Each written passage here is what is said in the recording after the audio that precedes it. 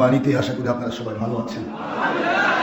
আল্লাহ পাক দয়া সাগর রব্বুল আলামিন, যিনি খলিক, যিনি মালিক, যিনি রব, এক ও অদ্বিতীয় আল্লাহ পাক, যার কোনো অবতার নেই, যার কোনো শরীক নেই, যার কোনো অংশীদার নেই, সেই রব্বুল আলামিন তিনি অতীব দয়া পরবশ হয়ে আমাদেরকে কর্মমুখর সময়ে ঠান্ডার ভিতরেও নির্দিষ্ট সময়ে সেই মসজিদ পরিপূর্ণ হওয়ার ব্যাপারে যিনি সাহায্য করলেন। আমরা আসলে নিজে আসতে পারি না, মালিক যদি দয়া না করে। মালিকের দয়ার উপরে সবকিছু নির্ভর করে। তিনি দয়া করেছেন, ইহসান করেছেন, আমরা আসতে পেরেছি। তিনি যে দয়া না করেন, একটা নেকামল করার ক্ষমতা আমাদের নেই। একটি নেকামল আপনি করতে যাবেন, যদি আমরা সেই সময় আপনার জানটা নিয়ে নেই, তখন কি করবেন? অসুস্থ হয়ে গেলে একটা মানুষ নামাজ পড়ে না, এখন নামাজ পড়ছে না, সুস্থতা আছে, নামাজ পড়ছে না। এমন একটা টাইম আসবে যে সময় সে আমার অসুস্থ হবে, নামাজ পড়ার ইচ্ছা থাকলেও সে পড়ার সুযোগ বা তার সক্ষমতা থাকবে না। ঠিক না? ঠিক বলুন। যেমন নামাজ দাঁড়িয়ে পড়া ফরজ, নামাজের কিয়াম করা কি ফরজ। এখন একটা মানুষের দুইটা পা নষ্ট হয়ে গেল, ওর কোনোদিন দাঁড়াতে পারবে? পারবে? পারবে না। এই যে দাঁড়াতে পারলো না, সে অপারগ হয়ে গেল। যে সময় সে দাঁড়াতে পারতো, সে সময় আল্লাহকে সে ডাকে নেয়। এখন যখন সে দাঁড়াতে পারছে না, তখন সে আফসোস করা ছাড়া তার উপায় আছে? বসে থেকে নামাজ পড়তে হবে, মাজুর হয়ে নামাজ পড়তে হবে। ঠিক একইভাবে কোরআন শরীফ পড়ার ক্ষেত্রে একটা মানুষ ইচ্ছে করে কোরআন শরীফ খোলে না, হাদিস শরীফ পড়ে না, তার চোখ থাকতে সে কোরআন কিভাবে দেখলো না? এমন একটা টাইম আসবে হয়তো দুটা চোখ নষ্ট হয়ে গেল, সে আর ইচ্ছা করলেও কোরআন শরীফ দেখতে পারবে না। হক্কানি ওলির কাছে ইচ্ছা করে যাচ্ছে না, এমন একটা সময় আসবে সে হক্কানি ওলি দেখার মতো তার চোখের সেই শক্তি শেষ হয়ে যাবে, দেখতে পাবে না। মন চাইবে, একটা অন্ধ মানুষ কি কখনো ওলি আপনার চেহারা দেখতে পাবে? তাহলে এই চোখকে ব্যবহার করতে হবে সময় থাকতে, পাকে ব্যবহার করতে হবে সময় থাকতে, এই চোখ দিয়ে কোরআন শরীফ পড়তে হবে সময় থাকতে, দরুদ শরীফ পড়তে হবে সময় থাকতে। বাবারা, প্রতিটা মুহূর্ত আমাদেরকে চিন্তা করতে হবে আমরা কি করে আমরা আল্লাহমুখী থাকবো। আল্লাহ এবং আল্লাহর হাবিবমুখী যখন বান্দা থাকে, তখন দুনিয়ার সব কিছু আল্লাহ পাক তার জন্য পানি পান করার মতো সহজ করে দেন। কোনো কিছুই তার জন্য সমস্যা থাকবে না। একটা মানুষ অসুস্থ, সে যদি আল্লাহকে ডাকার ইচ্ছা করে, আল্লাহ পাক তাকে সুস্থ করে দেন। সুবহানাল্লাহ। একটা মানুষ একেবারেই কর্মহীন, কাজ করতে পারে না, কর্মক্ষমতা নেই, সে যদি ইচ্ছে করে আমার মালিকের দিকে মোতাবাজ্জ হয়ে যায়, আমার মালিক তাকে ওই বসে থেকে এমন কাজ দেবে যে কাজে সে গোটা পরিবার পরিচালনা করবে। অথচ সুস্থ সবল একটা মানুষ অতদূর পর্যন্ত পারছে না। এই জন্য প্রতিটা মুহূর্ত আমাদেরকে আল্লাহমুখী থাকতে হবে। রিদওয়ানুম মিনাল্লাহি আকবার, কথাটা প্রতিটা মুহূর্ত মনে রাখতে হবে যে আল্লাহর সন্তুষ্টির জন্য যখন আমরা কাজ করব, তখন আমাদের প্রত্যেকটা কাজে সাহায্য করা আল্লাহর দায়িত্ব হয়ে যাবে। বাবা, সাহায্য করার কার দায়িত্ব হবে? আল্লাহর দায়িত্ব। আপনি সন্তুষ্টি আল্লাহর হাসিল করবেন। আমরা আল্লাহর সন্তুষ্টি হাসিল করতে চাই। দুনিয়াতে অহংকার, হিংসা, লোভ, মিথ্যা, কারো বিরুদ্ধে ঘৃণা, কাউকে ঘৃণা করা, ঘৃণাটা কিন্তু আল্লাহ প্রদত্ত বিষয় নয়। ঘৃণা করা শয়তানের কাজ করতে। আমরা কেউ কাউকে ঘৃণা করতে পারবো?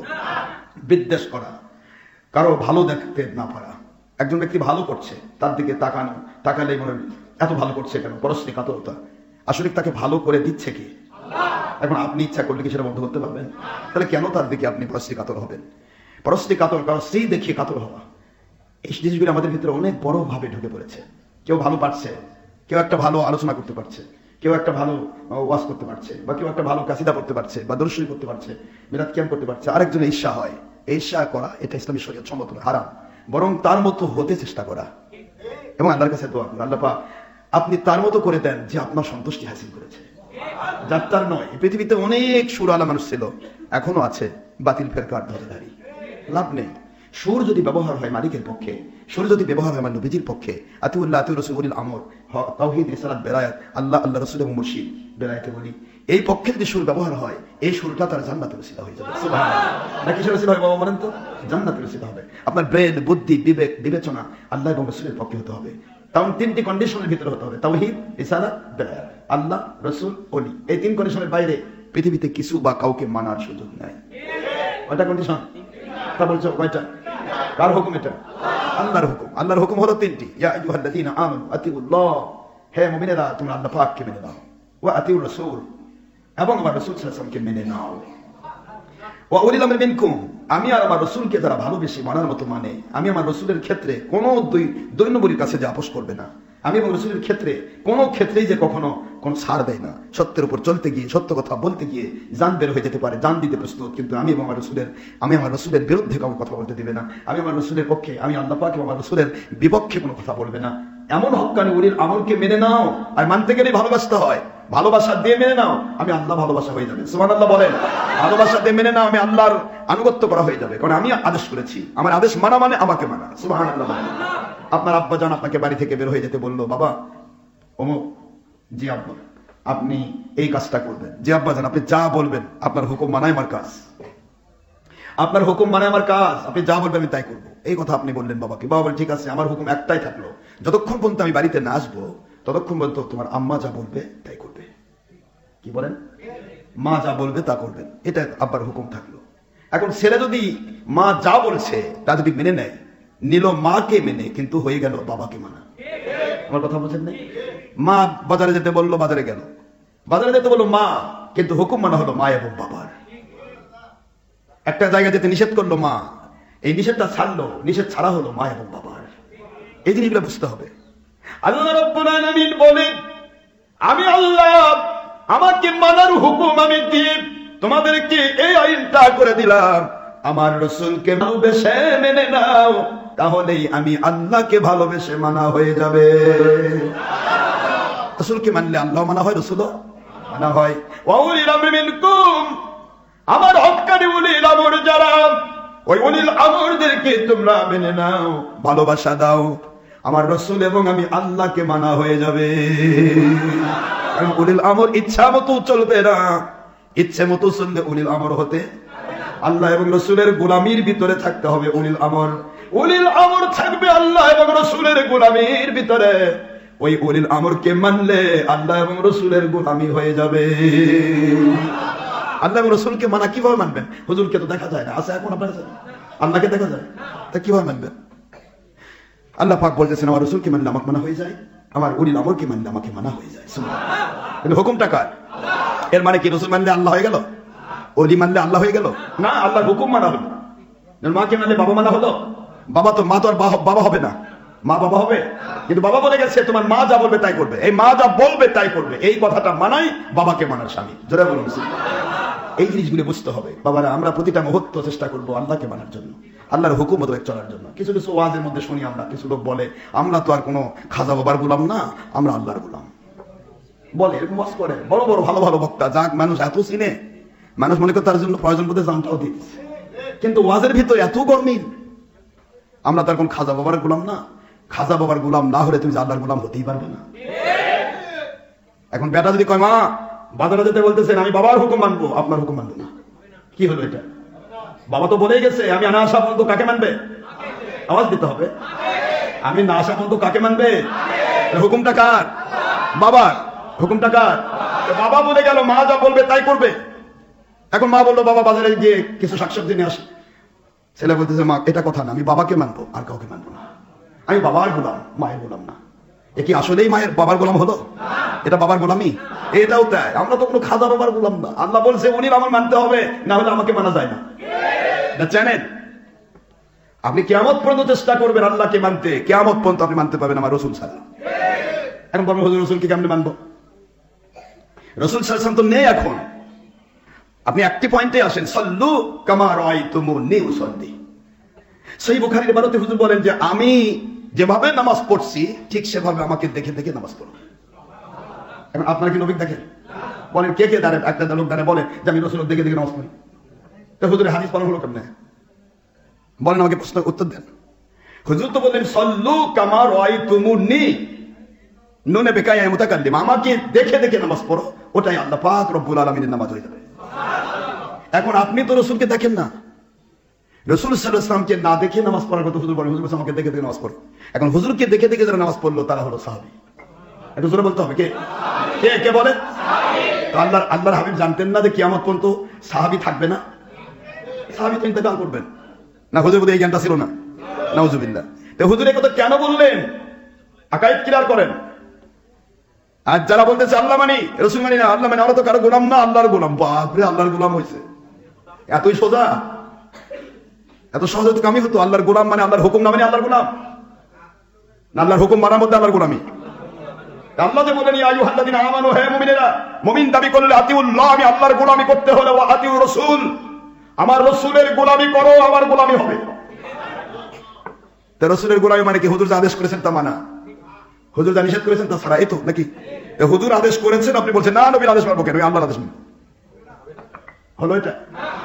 হুজুর বলতেছেন এই কাজটা করো না, নিষেধ, আপনি বলছেন না নবীর তা কেন? কোরআনে আছে নাকি? দেখানো আল্লাহ কি বলছে? তার মানে আরে কোরআন কোরআনে আছে কি না? কোরআনে তো আছেই, ওয়া মাইয়ুতি রাসূল ফাকাদ আতা আল্লাহ, যে আমার রাসূলকে মেনে নিল সে আমাকে মেনে নিল। রসুলকে মানলে কাকে মানা হয়?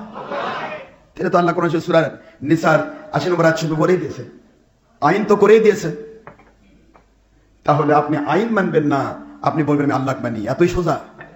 আল্লাহর হুকুম নামে আল্লাহ মানবেন মানে কি? আল্লাহ ধরে নিয়ে আসবেন নাকি কাছে? জানে ধরে করবেন আল্লাহ দেয়, আসেন আপনি আপনার মানে নিব, এটা হলো? এই জন্য আল্লাহ আইন করলেন, হে মুমিনেরা, আমি আল্লাহকে মানার জন্য দুনিয়ার সবাই একযোগে যদি মানতে চায় পারবে না। আমার আল্লাহকে মানতে হলে আমার রসুল মানতে হয়। সরাসরি যদি আল্লাহ মানা যেত তাহলে কখনোই রসুল পাঠানোর প্রয়োজন হতো না। রসুল পাঠানোর কারণটা কি? কি জন্য আল্লাহ রসুল পাঠাইছেন?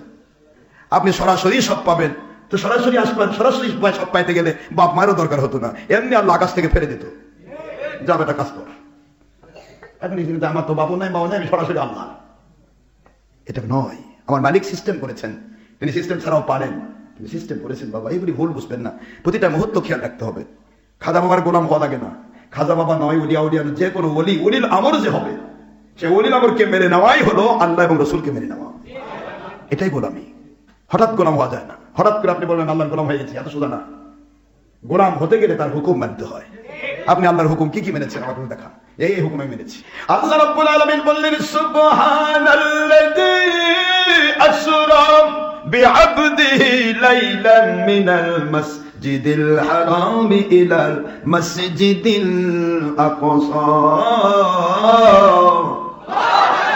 আল্লাহ বললেন আমি আমার রাসূল সাল্লাল্লাহু আলাইহি ওয়াসাল্লামকে আমার বান্দাদের সবার শ্রেষ্ঠ আমার কাছে যিনি নিজেকে সুপর্দ করেছেন, সেই রাসূল জবানি বদনি মালি কোন সাইড থেকে পৃথিবীর কারো কাছে আত্মসমর্পণ করেননি, তিনি একমাত্র আমার কাছে আত্মসমর্পিত, এই জন্য আমি তাকে বান্দা বলেছি। জোরে বলুন সুবহানাল্লাহ।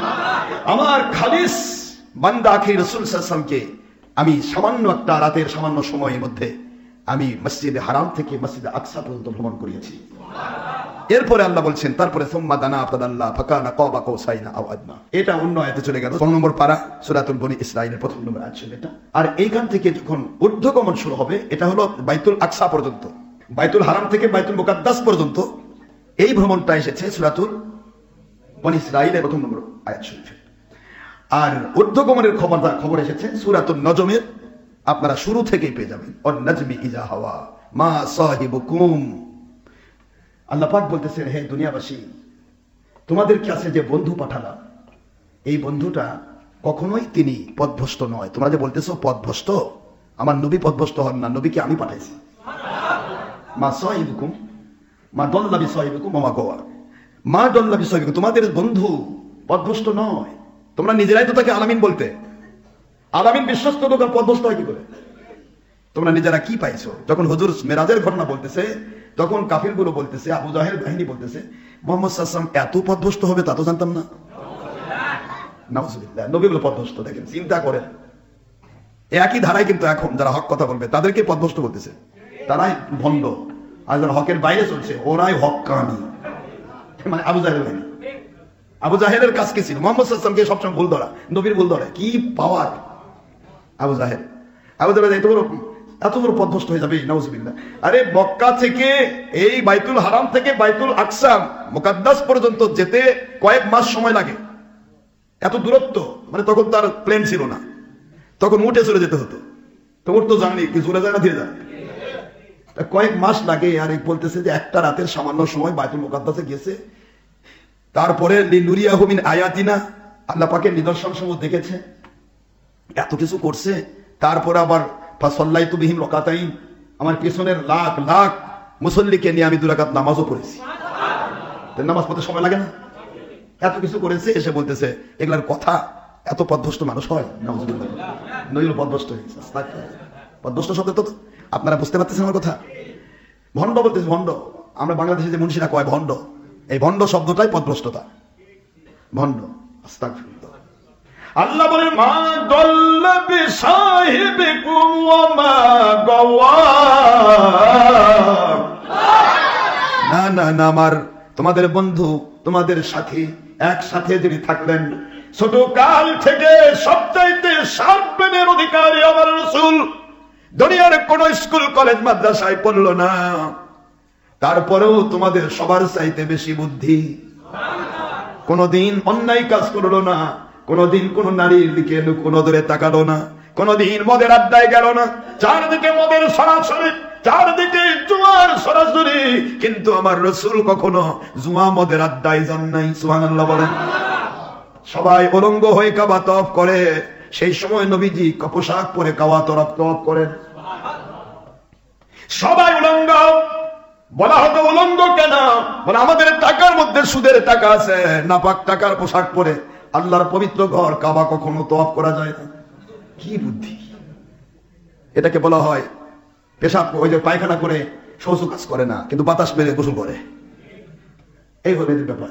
আরে তুমি সুদটা বাদ দিতে হয়, সুদের টাকার পোশাক পরে আল্লাহর ঘর কাবা কি করিয়া? এই জন্য শরীরে কোন ইয়ে নাকি সুদের টাকা খাইছো, ওটা শরীর নাপাক হয় নাই। কি বুদ্ধি এক একজনের! সবাই লঙ্গ। সবাই বলতেছে মুহাম্মদ সাল্লাল্লাহু আলাইহি ওয়াসাল্লামের কাপড় কেন? ছোট তো হলো, তখন মাত্র 15 বছর, 14-15 বছর বয়স। তা হুজুর সাল্লাল্লাহু আলাইহি ওয়াসাল্লাম কাপড় পরা। সবাই বলে ওনার কাপড় কেন? একজনের কাপড় না, কাপড় কেন? আবু তালেব বলে বাবা এই কাপড় খোলো। আমার নবী কয় কাপড় খোলার সিস্টেম আমার নেই। উলঙ্গ পরিবেশে নবীজি কাপড় পরা। চাচার দিকে তাকিয়ে বলে চাচা দেন, আমি যখন পৃথিবীতে গেছি তখন পোশাক পরা। দুনিয়ার সবার মতো আমি নয়, আপনারা উলঙ্গ হতে পারেন, আমি হব না।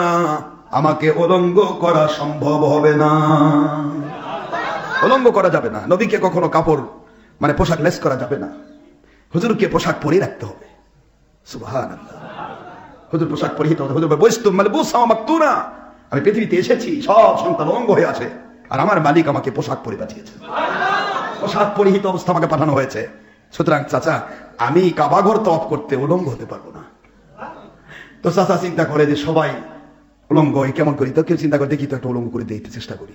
তো কাপড় কেবল হুজুর সাল্লাল্লাহু আলাইহি ওয়াসাল্লামের পাজামার মধ্যে হাত দিছে, সাথে সাথে নবীজি সেন্সলেস হয়ে গেছে। যখন সেন্সলেস হয়ে যায় তখন আর শরীয়ত থাকে? সেন্সলেস হয়ে গেছে হুজুর, আর কাপড় চাচা করে বেহুশ হয়ে গেল, আর দরকার নেই, পোশাক খোলা যাবে না। এইভাবে করে আমার নবীকে আল্লাহ পাক প্রতিটা মুহূর্ত, প্রত্যেকটা গুনাহ সম্বলিত অপরাধ জগৎ থেকে সেভ করেছেন। সেভ হুজুরকে দিয়ে যে সেভ করা হয়েছে, এই একই সেভ আপনি যদি গুনাহ থেকে মুক্তি থাকতে চান এবং আপনি যদি আল্লাহর সন্তুষ্টির উপর মজবুত থাকতে চান, সারা জগৎ এক জায়গা হয়েও আপনাকে কখনো গুনার মধ্যে ঢোকাতে পারবে না। মালিক সাহায্য করবে। কে সাহায্য করবেন? তিনি সাহায্য করবেন। এই জন্য যারা আল্লাহকে মানতে চায় তাদের জন্য ইসলাম মানা পানি পান করার মতো সোজা, কারণ তাকে মানার সহজটা করে দেন কি? যাই হোক, কাফিরেরা তারা তো আর বোঝে না, ওই পথভ্রষ্ট হয়েছে, মতিভ্রম হয়েছে, এইটা সেটা। এই যে কথাগুলি কাফেররা বললো, আমি তো এই মেরাজের মাসে মেরাজের আলোচনা আপনাদের শোনাই নেই, শুধু এতটুকুই শোনাইছি যে মেরাজকে যারা অস্বীকার করবে আর মেরাজকে যারা স্বীকার করবে, এই দুইটি গ্রুপের মধ্যে একটা গ্রুপের নাম আবু বকর বাহিনী, আরেকটা গ্রুপের নাম আবু জেহেল বাহিনী। এখন আপনারা বলেন তো আবু জেহেল বাহিনী কি মেরাজ স্বীকার করবে?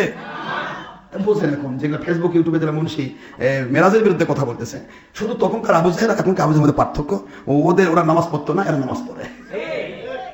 ওদের হাব্বা জুব্বা ছিল না, হাব্বা জুব্বা পড়া। ওরা আলেম দাবি করতো না, কিন্তু এরা আলেম দাবিদার।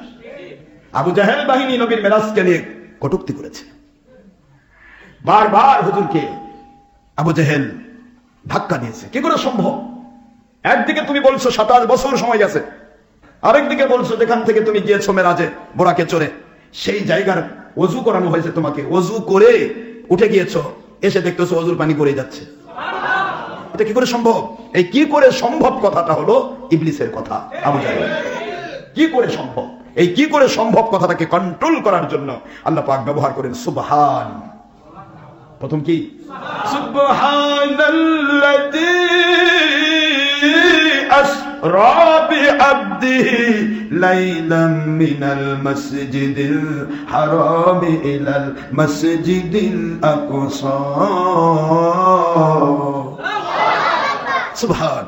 আল্লাহ বলে তোমাদের ব্রেন ধরবে না দেখি তো সুবহান।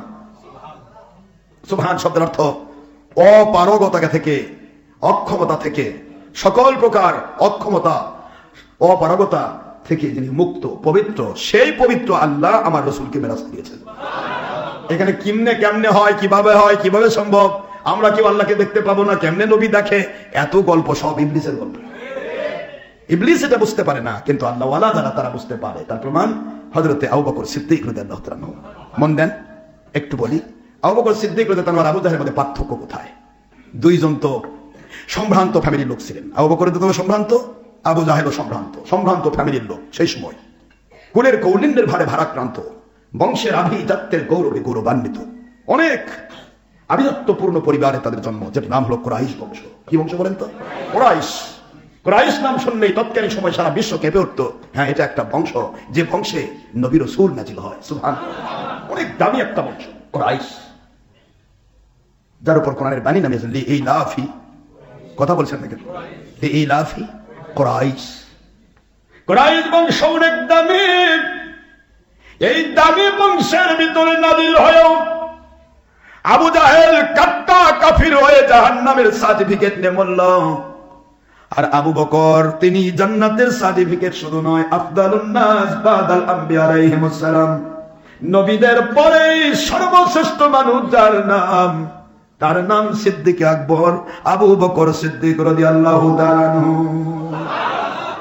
একই বংশে জন্ম নিয়ে একটা কাট্টা কাফের আবু জাহেল আবু লাহাব, আর একই বংশে জন্ম নিয়ে আবু বকর চেষ্টা।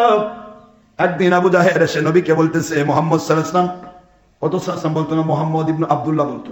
আমরা জানি এই দুনিয়াতে যুগ যুগ ধরে অনেকগুলো খোদা এসেছে, তুমি আবার এক খোদার দাওয়াত দাও কেমনে? এই দুনিয়াতে যুগে যুগে ছবি আর মূর্তিকে আমরা সিজদা করে আসতেছি, সম্মান দিয়ে আসতেছি। 101 নয় 2 নয় 360টা মূর্তিকে কখনো কাগজ দিয়ে বানাইছি, কখনো পাথর দিয়ে বানাইছি, কখনো কাঠ দিয়ে বানাইছি, সেগুলির কাছে সিজদা মাথা নত করে আসতেছি। নাউজুবিল্লাহ।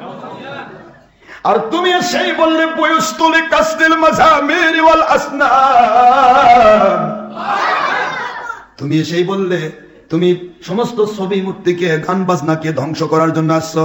আমাদের একটা কাজও গান বাজনা ছাড়া হয় না, বাজনা লাগে, বাজনা না বাজালে গান হয় না। কথা বলেন না কেন? গান বাজনা ধ্বংস করতে আসলে, ছবি মূর্তি ধ্বংস করতে আসলে এত বড় কথা তুমি বললে। রে আব্দুল্লাহর ছেলে মুহাম্মদ সাল্লাল্লাহু আলাইহি ওয়াসাল্লাম, এত বড় কথা যখন বলেছ, you are bad of this world, গোটা জগতের মধ্যে আপনি হলেন নাউজুবিল্লাহ। তা আমার আল্লাহর বন্ধু আবু জাহেলের দিকে মন খারাপ করলেন না। হুজুর বললেন সাদ্দাকতা ইয়া আবু জাহেল, আবু জাহেল তুমি সত্য বলেছ। আবু জাহেল খুশি হয়ে কয়ে, দেখছো আমি দুনিয়ার মধ্যে সব খারাপ করলাম, উনি কয়ে সত্য বলছে, দেখছো আমার কথা তো ঠিক। আবু জাহেল খুব খুশি, আবু জাহেল খুবই খুশি। মানে নবী পাক সাল্লাল্লাহু আলাইহি ওয়াসাল্লামকে নেগলেক্ট করাইছিল আবু জাহেলের কাজ, নবীকে ছোট করে দেখা, সাফ করা। কিন্তু আবু বকরের কাজ হলো বড় করে দেখা। আবু বকর লাফায় উঠে কয়, আল্লাহর বন্ধু you are best of this world, আনতা খায়র ইয়া রাসূলুল্লাহ, আপনার মতো উত্তম এ জগতে কোনো পুরুষ আসেনি, কোনোদিন আসবেও না। এক কথায়। আচ্ছা, তখন কি আবু বকরের উপর ওহী নাযিল হয়েছিল? তিনি তো আবু বকর, যাকে যে ভালোবাসে সে কলজার থেকেই ভালোবাসে, অন্তর উজাড় করে ভালোবাসতে হয়, না হলে সে ভালোবাসা টিকে না। ভালোবাসা যদি দুনিয়ার জন্য হয়, ভালোবাসা যদি সামান্য কিছুর জন্য হয়, 2-4 টাকার জন্য হয়, কিছু বাহবা পাওয়ার জন্য হয়, কিছু মন্ত্রী এমপি বা চেয়ারম্যানের স্বাদ নেওয়ার জন্য হয়, এটা কিন্তু বেশি দিন টিকে না। যেমন আওয়ামী লীগের টিকে নেই, আওয়ামী লীগ করে বিএনপি কোন, যদি এগুলোর জন্য ভালোবাসাটা হবে আল্লাহর জন্য। কার জন্য বলেন তো? আল্লাহর জন্য। যেটাই করবেন আল্লাহর জন্য করবেন, এই ভালোবাসাটা আপনাকে জান্নাত পর্যন্ত স্থায়ী করবে। ডাইরেক্ট বুখারী শরীফের হাদিস, আল হুব্বু ফিল্লাহ বুগদু ফিল্লাহ। আল্লাহর জন্য যদি কেউ ভালোবাসা করে কারোর সাথে, বিশ্বাস করবেন মুসলমান, গোটা দুনিয়া উলটপালট হবে, কিন্তু কিয়ামতে একসাথে আপনাদের হাসর হবে। একসাথে, কেউ কাউকে ভুলবে না। দুইজনের সাথে মহব্বতের সম্পর্কটা এটাই, সম্পর্কটা করবে আল্লাহর জন্য। আর দুনিয়ার জন্য হলে কিরকম হবে? ওই এক বুড়ির গল্প আমার কাছে কয়েকদিন আগে ইয়া করলাম। তো বুড়ি গম ঝাড়তেছে, বৃদ্ধ বুড়ি, আরাবিয়ান সিটির মধ্যে। তো এক বাদশার ছেলে এবং বাদশার মন্ত্রী ছেলে, দুইজন, বাদশার ছেলে আর বাদশার বাদশার ছেলে বাদশার মন্ত্রীর ছেলে, দুই ছেলে এতই বন্ধুত্ব, কেউ কাউকে ছাড়া থাকতে পারে না। খাওয়া দাওয়া, চলা ফেরা, ওঠা বসা, লেখা পড়া, এমনকি একসাথে শোয়, এত ভালোবাসা। এই ভালোবাসার বন্ধুত্ব সম্পর্কটা কতটুকু, এটা পরীক্ষা করার জন্য বুড়ির নাতনি ছোট্ট, সে বলতেছে, দেখছেন নানি বা দাদি, দেখেন এই দুই মন্ত্রীর ছেলে আর বাদশার ছেলে, এই দুইজনের মধ্যে এত ভালোবাসা, এই ভালোবাসা পৃথিবীর কেউ নষ্ট করতে পারবে না। তো বুড়ি বলতেছে, এদের ভালোবাসা যদি আল্লাহর জন্য হয় তাহলে কারো পক্ষে সম্ভব না নষ্ট করা, কিন্তু এদের ভালোবাসা যদি দুনিয়ার জন্য হয় তাহলে মুহূর্তের মধ্যে নষ্ট হবে। তো নাতনি বলে, এটা কেমন কথা, কিভাবে সেটা প্রমাণ হবে? ভালোবাসাটা আল্লাহর জন্য না দুনিয়ার জন্য? এবার বুড়ি বলছে, দেখো আমি এখনই প্রমাণ করব। বুড়ি ডাক দিচ্ছে, ও বাদশাহ জাদা রাজপুত্র, ও উজিরের ছেলে, মন্ত্রীর ছেলে, দুইজনকে আমি বলছি, আপনাদের মধ্য থেকে উজিরের ছেলে আমার কাছে একটু আসেন, একটু কথা আছে। উজিরের ছেলে, তো উজিরের ছেলে বলতেছে তাহলে দুইজন একসাথে যাই, না একসাথে আসা যাবে না, একসাথে আসলে হবে না, দুইজন দুইভাবে আসতে হবে। আমি ওনাকেও পরে রাখবো, কিন্তু আপনাকে আসতে হবে। তো উজিরের ছেলে বলতেছে বন্ধু যা বলবে সব আমি এসে বলবো, টেনশন নেই, একই তো, দুই বন্ধু একজন আরেকজনের একই তো, আমাকে বললে তুমি, তোমাকে বললে আমি, এই তো একই হবে। তা আমি দেখি কি বলে বুড়ি। বুড়ি ঘুম ঝাড়তেছে, উজিরের বেটা গিয়ে দাঁড়িয়ে আছে, বুড়ি বিড়বিড় করতেছে কিন্তু বোঝা যায় না। উজির বেটাকে বুড়ি কি বলবে বলো, উজির বেটাও কথা বলতেছে, বুড়ির কথা বোঝা যায় না। লাস্টে বলতেছে বুড়ি একটু ঘুম ঝাড়তেছি, ঘুমের মধ্যে একটু পোকা লাগছে তাই। তো এটার কথা, এটা উজির ডাকেন, উজিরের বেটাকে ডাকার একটা প্রয়োজন ছিল। এই কথাটা বোঝার জন্য, শোনার জন্য কি উজিরের বেটার এই বাদশার বেটা দুইজন কি আলাদা থাকার দরকার আছে? হ্যাঁ, এর মধ্যে কোনো গোপনীয়তা আছে নাকি? ওপেন সিক্রেট তো, ঘুমে পোকা লাগছে তো ভালোই তো, ঘুমে পোকা লাগছে, তুমি বুঝবে ঝাড়তেছো, পাঁচ মিনিট গেল, কিচ্ছা তো শেষ। কিন্তু এটার মধ্যে আমার বাদশার ছেলেকে দূরে রাখার দরকার কি ছিল? এটাই তো উদ্দেশ্য, আর কোনো উদ্দেশ্য নেই। এখন আপনি যেতে পারেন। এখন উজিরের বেটা চলে গেছে, দীর্ঘ সময় তো ব্যয় হলো বুড়ির সাথে পেছাল কাটতে, কথা বলতে। উজিরের বেটা বলতে বন্ধু কি বললো? দূর ওই বুড়ি কথা বলতেছো তুমি, বোঝো না। বুড়ি বলতেছে গোমত পোকা লাগছে। ওই বাদশার বেটা করছে এতদিনের বন্ধুত্বের মহব্বত এইটুকুই, এতক্ষণ ধরে গল্প করলে আর বুড়ি বললো যে গোমত পোকা লাগছে, এই কথা বলতে এতক্ষণ সময় লাগে? কি বুঝলেন আপনারা বলুন? বুঝতেছেন কিছু? বন্ধুত্ব নষ্ট করে দুষ্ট লোকের মিষ্টি কথা, ডাক দেবো সাই কাছে, কথা দিয়ে কথা নেয়, প্রাণ যায় শেষে, বন্ধুত্ব যায় শেষে। তো এখানে এই মহিলা উদ্দেশ্য ইয়াকে বলতেছে, নাতনিকে বলতেছে দেখো যদি বন্ধুত্ব আল্লাহর জন্য হয় তাহলে একসাথে গলা ধরে বাড়ি যাবে, আর আল্লাহর জন্য হয় তাহলে দুইজন দুই দিকে যাবে। দুই বন্ধুত্ব মূল ঝগড়া। উজিরের ছেলে বলে তুমি কি আমাকে বিশ্বাস করো না? কেন করবো না? তাহলে এইটুকুই তোমার বন্ধুত্বের সম্পর্ক, যা বললাম তাই তো সত্য, তুমি কেন মানো না? কই এটা হতে পারে না। বলি নিশ্চয় কোন গোপন কথা কইছে যা আমাকে বলা যাবে না। যদি এইটুকুর জন্যই তোমাকে ডাকা হতো তাহলে আমাকে বাদ দেওয়া হলো কেন? কি কি বুঝলেন বাবা? বুঝলেন কিছু? এইভাবে পরস্পরের বন্ধুত্ব নষ্ট করা হয়। আপনাদেরকে এরকম দুষ্ট লোক মিশা কথা বলবে, দুষ্ট লোক ডেকে আপনাদের মধ্যে ভাগ সৃষ্টি করবে, এগুলা শিক্ষা। Example is better than good advice. দুই বন্ধু দুইজনকে বিশ্বাস করতে পারে না। বাদশার ছেলে বলে এতদিনের বন্ধুত্ব বুঝেছি, তুমি গোপন কথা বলতে পারো না, তোমার মতো বন্ধুর আমার দরকার নাই। উজিরের বেটা বলে যে এই বন্ধু সত্য বললেও স্বীকার করতে পারে না, বন্ধুত্ব এইটাকে বলে না। আমি বলেছি একটি কথাও তোমাকে বানায় বলবো না, যা বলেছে তাই তো বললাম, কিন্তু তুমি মানতে পারলে না, তোমার মতো বন্ধু আমার দরকার নাই। দুইজন দুই দিকে চলে গেল।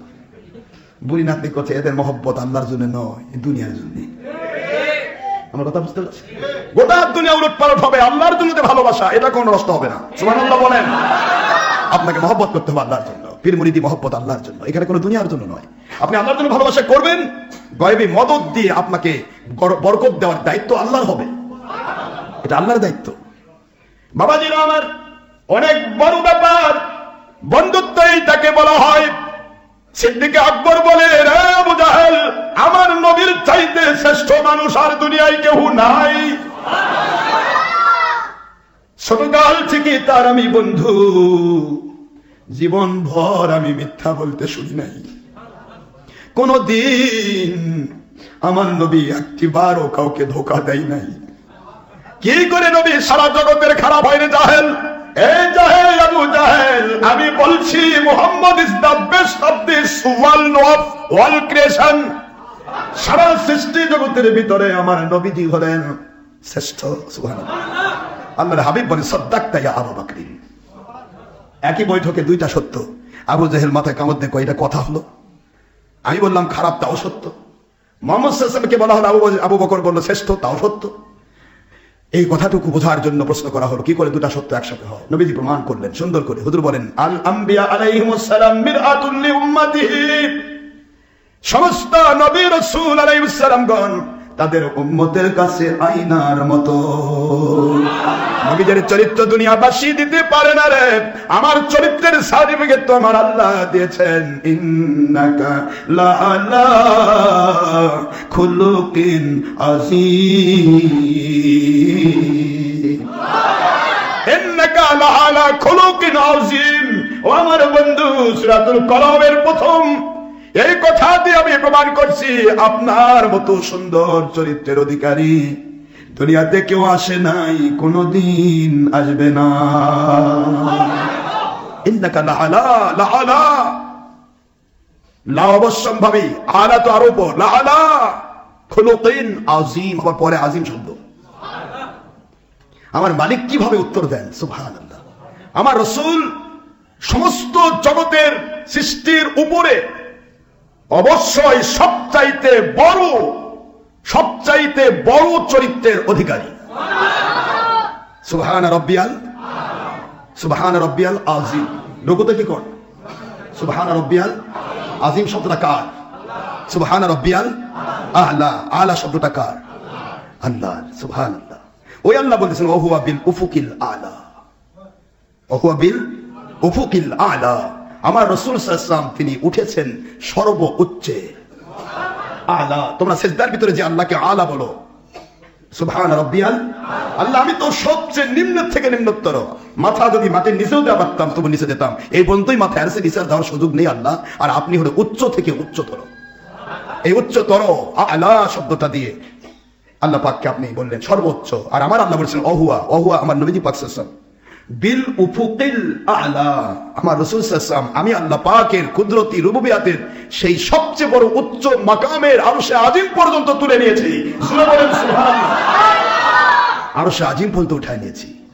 আর এরা বলতেছে আল্লাহর আরশে নবী যায়নি। ব্যাখ্যার কত কম বেশি হয়। একটা মানুষের পাত্রে যা আছে ঢাললে তো তাই পড়বে। কথা বুঝতে পারেন নাই? যা পাত্রে আছে তাই ঢাললে পড়বে বাবারা। দুইটা তোতা পাখি এক বাড়িতে থাকতো, একজন চুরি করে নিয়ে গেল চোর একটা। আরেকটা ভালো ব্যক্তি পাইলো, একটা আল্লাহওয়ালা ব্যক্তি, ওলি ব্যক্তি পাইলো। এই ওলির বাড়িতে যে তোতা পাখি, দুই ভাই, দুই তোতাই ভাই ভাই, কথা বলে দেখেন, একই বাপের একই মায়ের সন্তান, দুই তোতা, যেটাকে বলা হয় আপনার প্যারট বলেন, কি বলেন, তো কথা বলে। তো আল্লাহর ওলির কাছে যে ছিল সে শিখছে আসসালামু আলাইকুম, আপনি কেমন আছেন, আল্লাহ পাক আপনার উপর রহমত করুন, বিভিন্ন কথা তোতা পাখিকে শিক্ষা দিয়েছে। আর একই ভাই আরেকজন আরেক চোরের বাড়িতে, বোঝেন নাই তো, চোরের বাড়িতে তো বাদশা হঠাৎ করে ওই লাগে হেঁটে যাচ্ছে, চোরের বাড়িতে যে তোতা আছে, তোতা কয় একে ধরো, জবাই করো। বাদশাকে কয় এটা কি তোতা? বাদশা জব করতে বলে, আশ্চর্য হয়ে গেছে বাদশা, এটা কি তোতা নাকি, একে ধরো জব করো। মানে চোর যে খালি জবাই জানে, কথা বোঝেন নাই? চোর কি জানে? জবাই ছাড়া কিছু বোঝে? জবাই করো আর সম্পদ কেড়ে নাও, এই তো লুট করো। এগুলি শুনে বাদশা তো হয় না, চিন্তা করে এই কেমন তোতা, মনটা খারাপ হয়ে গেল। তোতা পাখি তো মারে কেমনে, খাঁচার মধ্যে আছে তো। ওখান থেকে চলে গেছে গিয়ে আরেক জায়গায় হাঁটতে হাঁটতে হাঁটতে গিয়ে ওই ওলির বাড়ি গিয়ে একই তোতা, একই রকম, সেম চেহারা সেম সব। আসসালামু আলাইকুম, আপনি কেমন আছেন, আল্লাহ আপনার উপর রহমত করুন, আপনি বসুন। বাদশা এটা কেমন কথা? বাদশা বলতেছে তোতারে, দুইটি তোতাকেই তো দেখলাম, আরেক তোতা তোমার মতোই সেম, কিন্তু সে তোমাকে জবাই করার কথা বললো। আর তুমি বলতেছো যে আদর করতেছো, বসতে বলতেছো, বুঝলাম না। আপনি বুঝবেন না, ওই তোতাটা আমারই ভাই ছিল, চুরি করে নিয়ে আমাকে নিয়ে, আমার ওই ভাইকে চোর চুরি করে নিয়ে গেল। আর আমি হেরে গেলাম, আমার এক অলি বান্দা আমাকে তুলে নিয়ে আসলো। আমার অলির কাছে থেকে আমি অলির বাণী শিখেছি। এটা তোতার দোষ নয় বাদশা, আমার ভাইয়ের উপর রাগ করবেন না। ওই তোতাকে চোর চুরি করেছে, চোর যা শিখাইছে তাই তো সে বলবে। বাবাজিরা আমার, এই জন্যই তো আল্লাহ বলেন ইয়া আইয়ুহাল্লাযীনা আমানুত্তাকুল্লাহ, হে মুমিনেরা, যাকে তাকে যার তার সাথী হবে না, যার তার সহযোগী হবে না। চোরের সাথী হলে কয়েকদিন পর তুমি চোর হয়ে যাবে, ডাকাতের সাথী হলে কয়েকদিন পরে ডাকাত হয়ে যাবে, হিরোইন খুরের সাথী হলে কয়েকদিনের পরে তুমি হিরোইন খুর হয়ে যাবে, বিড়ি খুর গাঁজা খুরের সাথী হলে কয়েকদিন পর তুমি বিড়ি খুর গাঁজা খুর হবে। তুমি একটা ভালো মানুষ ছিলে, সারাটা জীবন ওলিদেরকে পছন্দ করেছো, সারা জীবন মিলাদকে পছন্দ করেছো, সারা জীবন সবেরাত পছন্দ করেছো, সারা জীবন ওলি আউলিয়াকে ভালোবেসেছো। তোমার দোষ নেই, তুমি এমন এক সহযোগী বানাইছো রে, যেটা হলো বাতিল বাহাত্তর ওলির দুশমন। ওলির দুশ্মনের কাছে গিয়ে সহজ সরল মানুষ তুমি, ওলির বিরুদ্ধে ভণ্ড ফতোয়া দিচ্ছ, ওলির বিরুদ্ধে মিথ্যে কথা বলতেছো, এখনো সময় আছে। আমার মালিক বলেন, ইয়া আইয়ুহাল্লাযীনা আমানুত্তাকুল্লাহ, হে মুমিনেরা, যদি তুমি সুন্দর জীবন যাপন করতে চাও, আমি আল্লাহর রহমত পেতে চাও, বরকত পেতে চাও, শান্তি পেতে চাও, গায়বী মদদ দিয়ে ধন্য হতে চাও, ওয়াকুনু মাআস সাদিকিন, সত্যবাদী আল্লাহ ওয়ালা ওলিদের তোমরা সাথী হয়ে যাও। নারায়ে তাকবীর, নারায়ে রিসালাত, আল্লাহর নবী হকের দাওয়াত সিদ্দিক আকবর বাশির মুর্শিদ কিবলা। সত্যবাদী ওলিদের সাথী হলে কি হবে? ওরা কোনোদিন আল্লাহ পাকের দুশমনী করবে না, তোমাকেও দুশমন বানাবে না। ওরা কখনো রসুলের দুশমনী করবে না, তোমাকে দুশমন বানাবে না। ওরা কখনো ওলি আউলিয়ার দুশমনী করবে না, তোমাকে দুশমন বানাবে না। ওরা কখনো এজিদের পক্ষে হবে না, তোমাকে ওই এজিদের পক্ষে হতে দেবে না। ওরা কখনো হকের বিরোধী হবে না, তোমাকে হকের বিরোধী হতে দিবে না। ওরা কখনো নামাজ রোজা হজ জাকাত ছাড়বে না, তোমাকেও নামাজ রোজা হজ জাকাতের সবক দিয়ে দিবে। ওরা কখনো শুধু ভোট জেনাবা বিচার, চুরি ডাকাতি, খুন খারাপি, দেশের ক্ষতি, জাতির ক্ষতি, ইসলামের ক্ষতি, জঙ্গিপনা, সন্ত্রাসীপনা, মানুষ খুন, ইয়াবা, গাঁজা, হেরোইন, মাদকদ্রব্য, বিড়ি, সিগারেট, গুল, তামাক, নেশাদ্রব্য, মহিলা পুরুষ বেপরদা হবে না, গান বাজনা করবে না, ছবি ভিডিও টিভি প্রজেক্টর করবে না। তোমাদেরকেও এগুলি ব্যাপারে সতর্ক করে দেবে। ওরা হিংসা বিদ্বেষ অহংকার করবে না, তোমাদেরকেও হিংসা বিদ্বেষ অহংকারী হতে দেবে না। এই কাজগুলি যখন কেউ করবে, কুনু মা'আস সাদিকিন, সত্যবাদী ওলির সাথী যখন তুমি হয়ে যাবে, তুমি ওলি নও, কিন্তু ওলির কোয়ালিটিতে তোমার জীবন গড়ে উঠবে। জোরে বলতে হবে সুবহানাল্লাহ। ওলির কোয়ালিটি আপনার ভিতরে ঢুকে যাবে, আর যেই মাত্র ওলির কোয়ালিটি ঢুকে বলল, সেই মাত্র আপনি হয়ে গেলেন নফসে মুতমাইন্না। আল্লাহর সন্তুষ্টির পথে যখনই আসলেন, রিদওয়ানুম মিনাল্লাহি আকবার, আল্লাহর সন্তুষ্টি হচ্ছে সবচেয়ে বড় ইবাদত। যে ইবাদত তুমি করো, পুরুষ হও, মহিলা হও, জিন হও, ইনসান হও, আমি আল্লাহর সন্তুষ্টি হচ্ছে সবচেয়ে বড় ইবাদত। সূরা আত-তাওবার ৭২ নম্বর আয়াতাংশ দিয়ে ৯ নম্বর সূরাতে আল্লাহ স্পষ্ট করে দিলেন যে সত্যবাদী যারা হয় তারা আল্লাহকে খুশি করার জন্য জান দেয়। সত্যপন্থী আল্লাহর ওলি যারা আল্লাহর খুশির বাইরে এক চুল নড়বে না। আপনি যদি বলেন আমার আল্লাহর সন্তুষ্টি সরে যান, আপনাকে গোটা দুনিয়ার বাদশাহী দেব, আর যদি না সরেন আপনাকে হোসেন রাদিয়াল্লাহু তাআলার মতো শহীদ করে দিব। সত্যবাদী ওলি আউলিয়া হোসেন রাদিয়াল্লাহু তাআলার মতো শহীদি মর্যাদায় বেছে নেবে, কিন্তু আল্লাহর সন্তুষ্টির বাইরে কখনো কোন ক্রমে সে বাদশাহী বেছে নেবে না। এটা সত্যবাদী। আর এই সত্যবাদী ওলি আউলিয়াদের সাথে হবে, ওকে তো একই কোয়ালিটিতে তৈরি করবে। কথা বলছেন না কেন? একই কোয়ালিটি হবে না। আপনারা যদি মনে করেন যে আমি আতরওয়ালার পিছে ঘুরবো কিন্তু আমার শরীর থেকে পায়খানা দুর্গন্ধ বেরোবে, হবে? এটা কথা হলো? আপনি আতরওয়ালার পিছে ঘুরবেন, আপনার শরীর থেকে আতরের গন্ধ বেরোবে। আপনি পায়খানা মেথরের পিছে ঘুরবেন, মেথরের গায়ে কিছু না থাকলেও গন্ধটা থাকবে, ফাইন গন্ধ, যেটা মলের গন্ধ। আপনি যদি মনে করেন মেথর পিছে ঘুরবো কিন্তু আতরের গন্ধ নেব, হবে না বাবা। ইন্নাকা লা তাজনি মিনা শাওকিল ইনাব। আপনি লাগাবেন কাঁটার গাছ আর মোছে তা দিবেন, কয়দিন পর আঙ্গুর ফলবে, আমি মজা করে খাবো। আঙ্গুর ফলবে না, লাগাইছে তো কাঁটা, ও কাঁটা আপনাকে বিধে দিয়ে ফুটে দিয়ে আপনাকে কষ্ট দেবে। আপনাকে শুরু করতে হবে মিষ্টি দিয়ে, তাহলে আপনি পরে মিষ্টি পাবেন। এই কথাগুলি কেন বলছি? আপনার সন্তানকে যদি আপনি মধু মাখা করতে চান, আপনার সন্তানটাকে আপনি দিয়েছেন নাস্তিকের মাদ্রাসায়, দিয়েছেন আমার নবীর দুশমন বেয়াদবের মাদ্রাসায়, আর আপনি আমার বলি, আপনি চিন্তা করতেছেন আমার বেটা তো বড় এক আল্লাহর ওলি হচ্ছে। এত সোজা না, ওটা ওই সুরের বাড়ি তোতার মতোই হবে। দৃষ্টান্ত দেওয়া অযথাই নয় আব্বা, example is better than good advice. একই তোতা, তোতার দোষ নাই। এই ছোট্ট ছোট্ট পাখিগুলো এরা কিন্তু নিষ্পাপ মাসুম। একই তোতা পাখি এখানে এসে নবী প্রেমিক হচ্ছে, ওলি প্রেমিক হচ্ছে, আল্লাহ প্রেমিক হচ্ছে। একই তোতা পাখি আপনি খালেদিন মুসলিম মাদ্রাসায় দেন, নবীর দুশমন হবে, ওলির দুশমন হবে, মিলাদ কিমের দুশমনী হবে, বাপের বিরুদ্ধে ফতোয়া দিয়ে আমার বাপ ভুল করছে। এটাই হলো ওই তোতার দৃষ্টান্ত। আমি কিন্তু গল্প করি না, উদ্দেশ্য হচ্ছে বোঝানো। এই বোঝানোর জন্য এই কথাগুলো বলতে হয়। আপনি কোথায় কি করছেন? আপনি একদিকে নবীদের দুশমন, নবীকে আমাদের মতো বলে, বড় ভাইয়ের মতো বলে, মাটির মানুষ বলে, আমার নবীর দুশমনী করে, হক্কানি ওলিদের মাজারে, হক্কানি ওলিদের দরবারে আক্রমণ করে, ওই সুর সুত্তাকে টাকাতে পালবেন, আরেকদিকে ওলি দাবি করবেন। আপনার বেটা ওলি হবে না, আপনার বেটা সুর হবে, ওলি হবে না, ওলি হবে না। আপনার জিন্দেগির অর্থ কোন দিকে যাচ্ছে? আপনার জিন্দেগির শ্রম কোন দিকে যাচ্ছে? আপনার জিন্দেগির সময় কোন দিকে যাচ্ছে? এইটাই আপনাকে একদিন না একদিন সুফল বা কুফল বয়ে নিয়ে আনবে। এটা মনে রাখবেন ভালো করে। যেই সন্তানকে আপনি দুধ কলা দিয়ে পালতেছেন, বাতিল ফেঁকে কাছে দিচ্ছেন, আপনার বাড়ির টাকা পয়সা, বিশাল টাকা জকা ছটকা যত আছে সব দিচ্ছেন খারেজি ওয়াহাবি খাচ্ছে, নবীর দুশমনি করতেছে।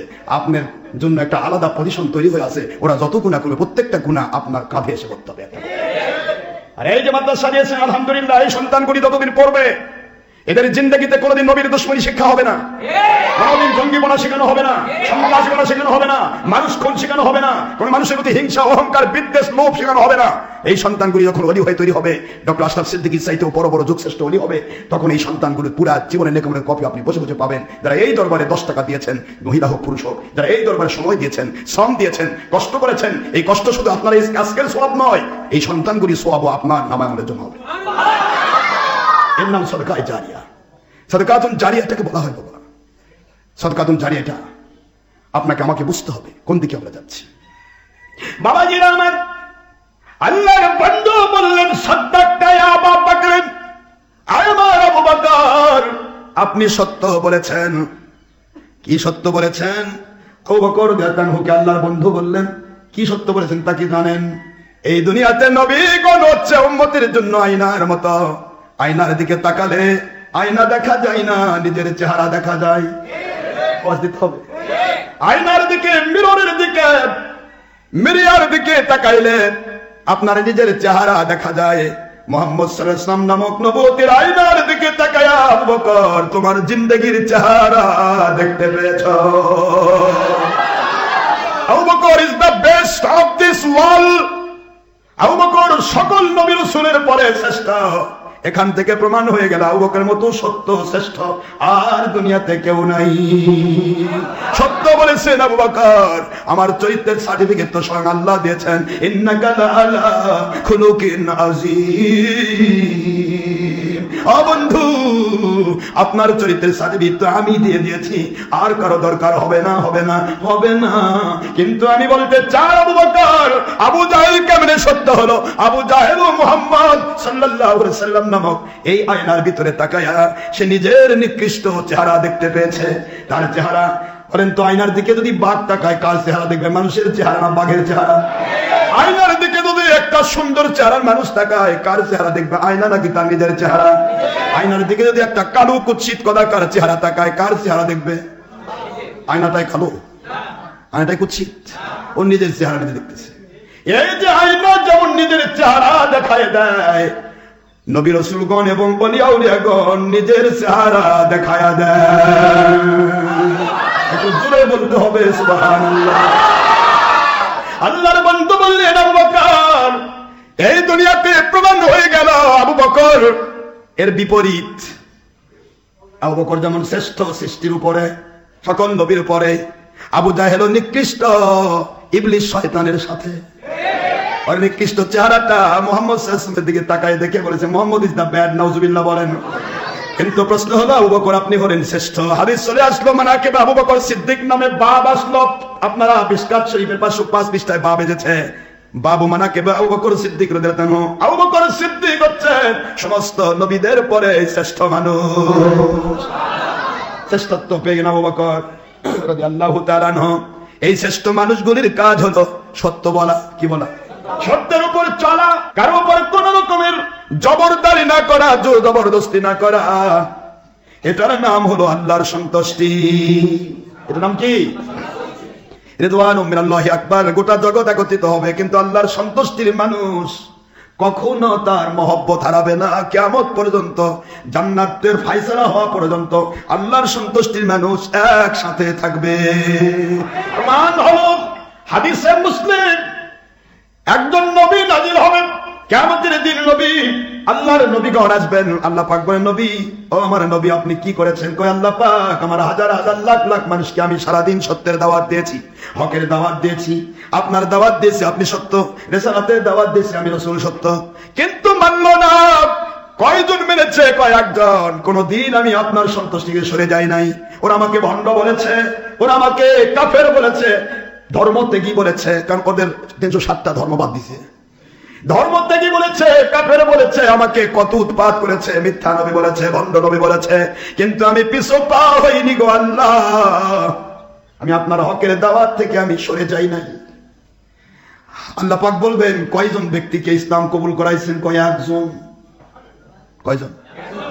নিজের স্ত্রীও মানে নাই, সন্তানও মানে নাই, আমার আপনজন কেউ মানে নাই, শুধুমাত্র একজন ব্যক্তি আমার সাহাবী, উনি আমার এই সত্য মেনে নিয়েছে। আল্লাহ বললেন সত্য কথা বুঝে রাখেন, বক্তা যদি আল্লাহর সন্তুষ্টির জন্য কথা বলে আর শ্রোতা যদি আল্লাহর সন্তুষ্টির জন্য কথাগুলি শুনে এবং মানে, শ্রোতা একজন হোক বা 1000 কোটি হোক, বক্তার উপর আল্লাহ খুশি, শ্রোতার উপর আল্লাহ খুশি।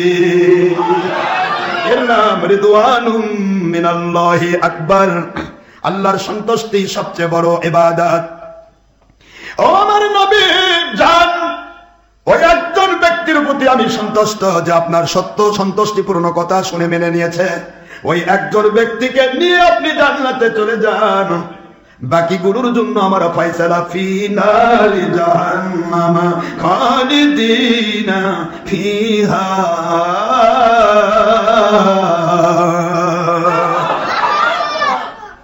ওদের জন্য জাহান্নামের আগুন নির্দিষ্ট হয়ে গেল। কিরকম নির্দিষ্ট? লা ইয়ামুতু ফিহা ওয়া লা ইয়াহইয়া। ওই জাহান্নামের আগুনে ওরা মরবে না, বাঁচার মতো বাঁচতেও পারবে না। কাঁটাযুক্ত আগুনের খাদ্য যখন দেব, খাবারগুলি মুখ দিয়ে ঢুকবে, ওদের নারী ভুঁড়ি সহ পিছন দিক দিয়ে বের হয়ে যাবে। পিছন দিক দিয়ে নারী ভুঁড়ি বের হবে, এদের ভিতর আগুন জ্বলবে, গলে গলে পড়বে, কিন্তু সামনেই শরীর গলবে, সামনে পিছন দিকে নারী ভুঁড়ি বের হয়ে যাচ্ছে। শুধু শাস্তি হবে, মরণ কাছে আসবে না। অনাদি অনন্তকাল ওদের জন্য এই শাস্তি নির্দিষ্ট করলাম। ও রাসূল, আপনাকে আমি সারা জগৎকে প্রমাণ দিচ্ছি, পৃথিবীতে যে কোনো বক্তা আমার সন্তুষ্টির জন্য কথা বলবে, একটা লোক যদি ওই সন্তুষ্টির কথা মানে, ওই একটা লোকের উপর এবং ওই বক্তার উপর খুশি হই আমি জান্নাত দান করি। আর কোন বক্তা যদি বাহবা পাওয়ার আশায়, দুনিয়ার কোন মাল কোম্পানির ধান্দায়, কোন কোম্পানিকে খুশি করার ধান্দায়, দুনিয়াতে এমপি মন্ত্রী আর ওই যে চেয়ারম্যানের পদের 7-2টা করার আশায় যদি বাতিলের সাথে আপোষ করে, সত্য থেকে সরে যায়, আমার অসন্তুষ্টি নিয়ে কথা বলে, ওই বক্তার কথায় যদি 5000 কোটি মানুষও খুশি হয়, ওই বক্তাতেও আমি না খুশি। ওই 5000 কোটি মানুষ যারা 2 নম্বর কথায় খুশি হলো, ওদের প্রতি না খুশি। এই 2 নাখুশির গোষ্ঠীকে আমি আল্লাহ পাক ফি নারে জাহান্নামা খালিদিনা ফিহা, জাহান্নামের ভিতরে ঢুকাবো, একটারও জান্নাত কপালে জুটবে না। নাউজুবিল্লাহ বলেন জোরে। এখন আপনি কম্পন প্রমাণ করেন, এখন বর্তমান সময়ে কতগুলা জান্নাতি দল ঘুরতেছে।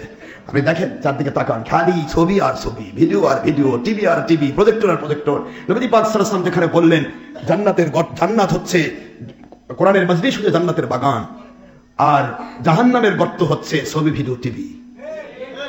শয়তান তো ঘুম পারবে না, শয়তান পেছন থেকে কাঁদে আর কয়, তুমি এত ওয়াজ করবা, লাখ লাখ কোটি কোটি মানুষ তোমার পিছে ঘুরবে, আর তোমাকে আমি জান্নাতে যেতে দেবো? এতটুকু করবো না আমি? ঠিক আছে, তুমি ছবিটা করো, ভিডিওটা করো, টিভিটা করো, মহিলার মধ্যে প্রজেক্টর দিয়ে ব্যাপারটা হও, তারপরে বাকিটা আমি করতেছি। কথা বলেন না কেন? সমস্যা নেই তো, তুমি তো জান্নাতের বাগান তো রাখোনি, তুমি তো তোমার নবীর ভাষায় জাহান্নামের গর্ত বানাইছো। কেমন আমার নবীজি বলবেন, আমি কি বলি নাই? আমি কি বলি নাই? ইন্না সাদ্দান নাসি আযাবান ইনদাল্লাহি ইয়াওমাল কিয়ামাতি মুসাবিরুন, সহিহ বুখারীর বারতে বলি নাই? কিয়ামতের দিন জাহান্নামের আগুনের গর্তে সবচেয়ে বেশি কষ্ট পাবে তারা, যে মানুষগুলো ইচ্ছে করে জুলুম করে চাপানো হয়েছে, ছেলেপেলেরা শয়তানের ধোঁকায় করে করতেছে, সেটা আলাদা জিনিস। তো তুমি তো মৌলবি মুন্সি, তুই বলে বেদাত আর সেরেকে ঠিকাদারি নিছো, তুমি কেমনে সহিহ ভিডিও করলে? কিয়ামতের দিন সহিহ ভিডিও আলারা জাহান্নামের আগুনের গর্তে সবচেয়ে বেশি আসাদ্দা, সবচেয়ে কঠিন আযাবগ্রস্ত হবে সহিহ ভিডিও আলারা। এই কথা জানার পরেও আজকে যারা সহিহ ভিডিওতে জিদ করে, না চলবে, নাই হয়েছে, ওই আব্বাসি গাবগাসির মতো, এরকম চোর যদি 4টা থাকে, তাহলে তো বেঈমান হতে সময় লাগবে না। উপরে সব আছে, কিন্তু তোলাটা নাই। কথা বলে না কেন? উপরে সব আছে, তোলাটা নাই। এই গাবগাছি এতদিন বলেছে যে গণতন্ত্র হবে না, এখন করছে ইসলাম রাজনীতি নাই, কথা বলে ইমান থাকবে না। এরা জালেম, তুই কি করছ? কখন জালেম কখন কি বলে? একসময় জামাতে খুশি করার কথা কয়, একসময় সুরমনায় খুশি করে, একসময় হেফাজতে খুশি করে, কওমিদের ঋণ শোধ হবে না। এ জালেম, তুই কোনটা? তুই কোন নম্বর মুন্সি? তোকে বলতে হবে আমি কয় নম্বর, কোনটা? দুদিল বান্দা কলমাসুর না পায় শ্মশান না পায় গোর।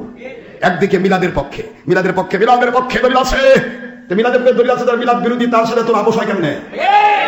যারা মিলাদে বেদাত কয়, কেমনকে শিরক কয়, তাহলে তুই তো মিলাদ বিরোধী বেঈমানদের ভাষায় তো তুই তো মুশরিক। তো মুশরিক হয়ে তো মুশরিকের সাথে জীবন কাটাবি, তা আমাদের সাথে কেন? কোন সময় কাকে মানে ঝড়ে মাথা, ও এখন চিন্তা করতেছে, এখন আমি প্রেসিডেন্ট দাঁড়িয়ে যদি পাল্টা কিছু হয় তাও তোর কাম হয়। আল্লাহ পাক তোমাদের মতো মাতান না। দুনিয়াতে আওয়ামী লীগ বিএনপিতে যা হবে, যে ক্ষতি হবে ইসলামের, তোমাদের দ্বারা তার চেয়ে 100 গুণ বেশি ক্ষতি হবে। তোমরা হলো ধর্মের লেভেল ফেরি বেঈমান। ওরা তো না বুঝে করে, তোমরা বুঝে শুনে বেঈমানি করো। এই বুঝে শুনে বেঈমানদের কোনো স্থান নেই আল্লাহর কাছে। এদের নামাজই জাহান্নামে পড়ে। নামাজের পড়তেছে ইহদিনাস সিরাতাল মুস্তাকিম। ও আল্লাহ সিরাতাল মুস্তাকিমের উপর হেদায়েত দেন। আল্লাহ কয় সিরাতাল লাযিনা আনআমতা আলাইহিম, নিয়ামতপ্রাপ্ত বান্দা কারা জানো? আনআমাল্লাহু আলাইহিম মিনান নবিয়্যিন, নবীগণ, ওয়াস সিদ্দিকিন, ওলিগণ, ওয়াস শুহাদা, শহীদগণ, ওয়াস সলিহিন, নেককার আলেমগণ। তুমি এখন নেককার আল্লাহওয়ালা বাদ দিয়ে, তুমি ওলি বাদ দিয়ে, নবীর পথ বাদ দিয়ে বাতিল 72 নেংটি ধরেছো, আব্রাহাম লিঙ্কনের গণতন্ত্রের নেংটি ধরে হক পথে আসি। তুমি কি করে জান্নাতে যাও এটা আল্লাহ পাক দেখবে কিয়ামতের দিন। এটাই তোমাকে হিসাব করতে হবে, তোমাকে বলতে হবে এটা হালাল, এটা হারাম, এটা সত্য, এটা মিথ্যা। ওয়ালা তালবিসুল হাক্কা বিল বাতিল ওয়া তাকতুমুল হাক্কা ওয়া আনতুম তা'লামুন। জেনে শুনে তোমরা সত্যকে মিথ্যার সাথে মিক্সার করো না। খবরদার, জেনে বুঝে কোন সময় সত্য জানার পরেও সত্যকে গোপন করো না। সুবহানাল্লাহ বলবেন না তোমরা? সূরাতুল বাকারা 42 নম্বর আয়াত শরীফ 5 নম্বর রুকু, প্রথম পারা 2 নম্বর সূরা। আল্লাহ স্পষ্ট করে দিলেন, তার যে আল্লাহ বললেন সত্যকে গোপন করবে না, সত্য মিথ্যা পার্থক্য করবে, কখনো মিক্সার করবে না। আর তুমি সব মিক্সার করে বলতে হক পথে আসি, এত সোজা? ছবিও করবা, ভিডিও করবা, টিভিও করবা, মহিলাকে আবার পাংপুঙ্গ সাজবা, তারপর এগুলা ঠিক আছে, জায়েজ আছে, এগুলা যে কবে তাই বলে বউ তালাক। ছবির বিরুদ্ধে বলে তার বউ তালাক। মানে মাথা খারাপ হলে একটা পাগলের কি ঘটে? একটা পাগলের যখন মাথা খারাপ হয় তখন এই পাগল যা ইচ্ছা তাই বলে।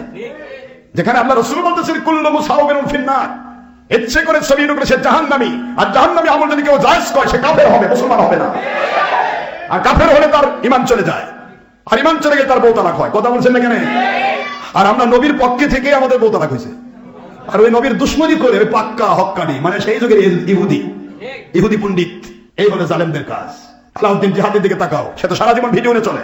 আলাউদ্দিন জিহাদি স্পষ্ট করে বলল যে হুজুর কিবলা যা বলেছেন এটা 100% ঠিক ছবি ভিডিও ব্যাপারে। ঠিক মাসলা। এগুলা হলো যুবক, এরা হলো মুজাহিদ। ভুল হচ্ছে বা মাদুরি হালাতে করছি, সে করছি। আমি একটা 3 দিন না খেয়ে আসি, খাবার ক্ষুধা লেগেছে, আমি খাইতে পাচ্ছি না, শুয়োরের গোশত খাইতে হয়েছে। এ জালেম, বাড়িটা কি বলবি শুয়োরের গোশত হালাল? ওরা তুমি মাদুরি হালাতে খাইছো, মাদুরি হালাতে খাইছো দেখে ওখানে বৈধ করা বৈধ না, মুবা, হারাম নয়, হালাল না।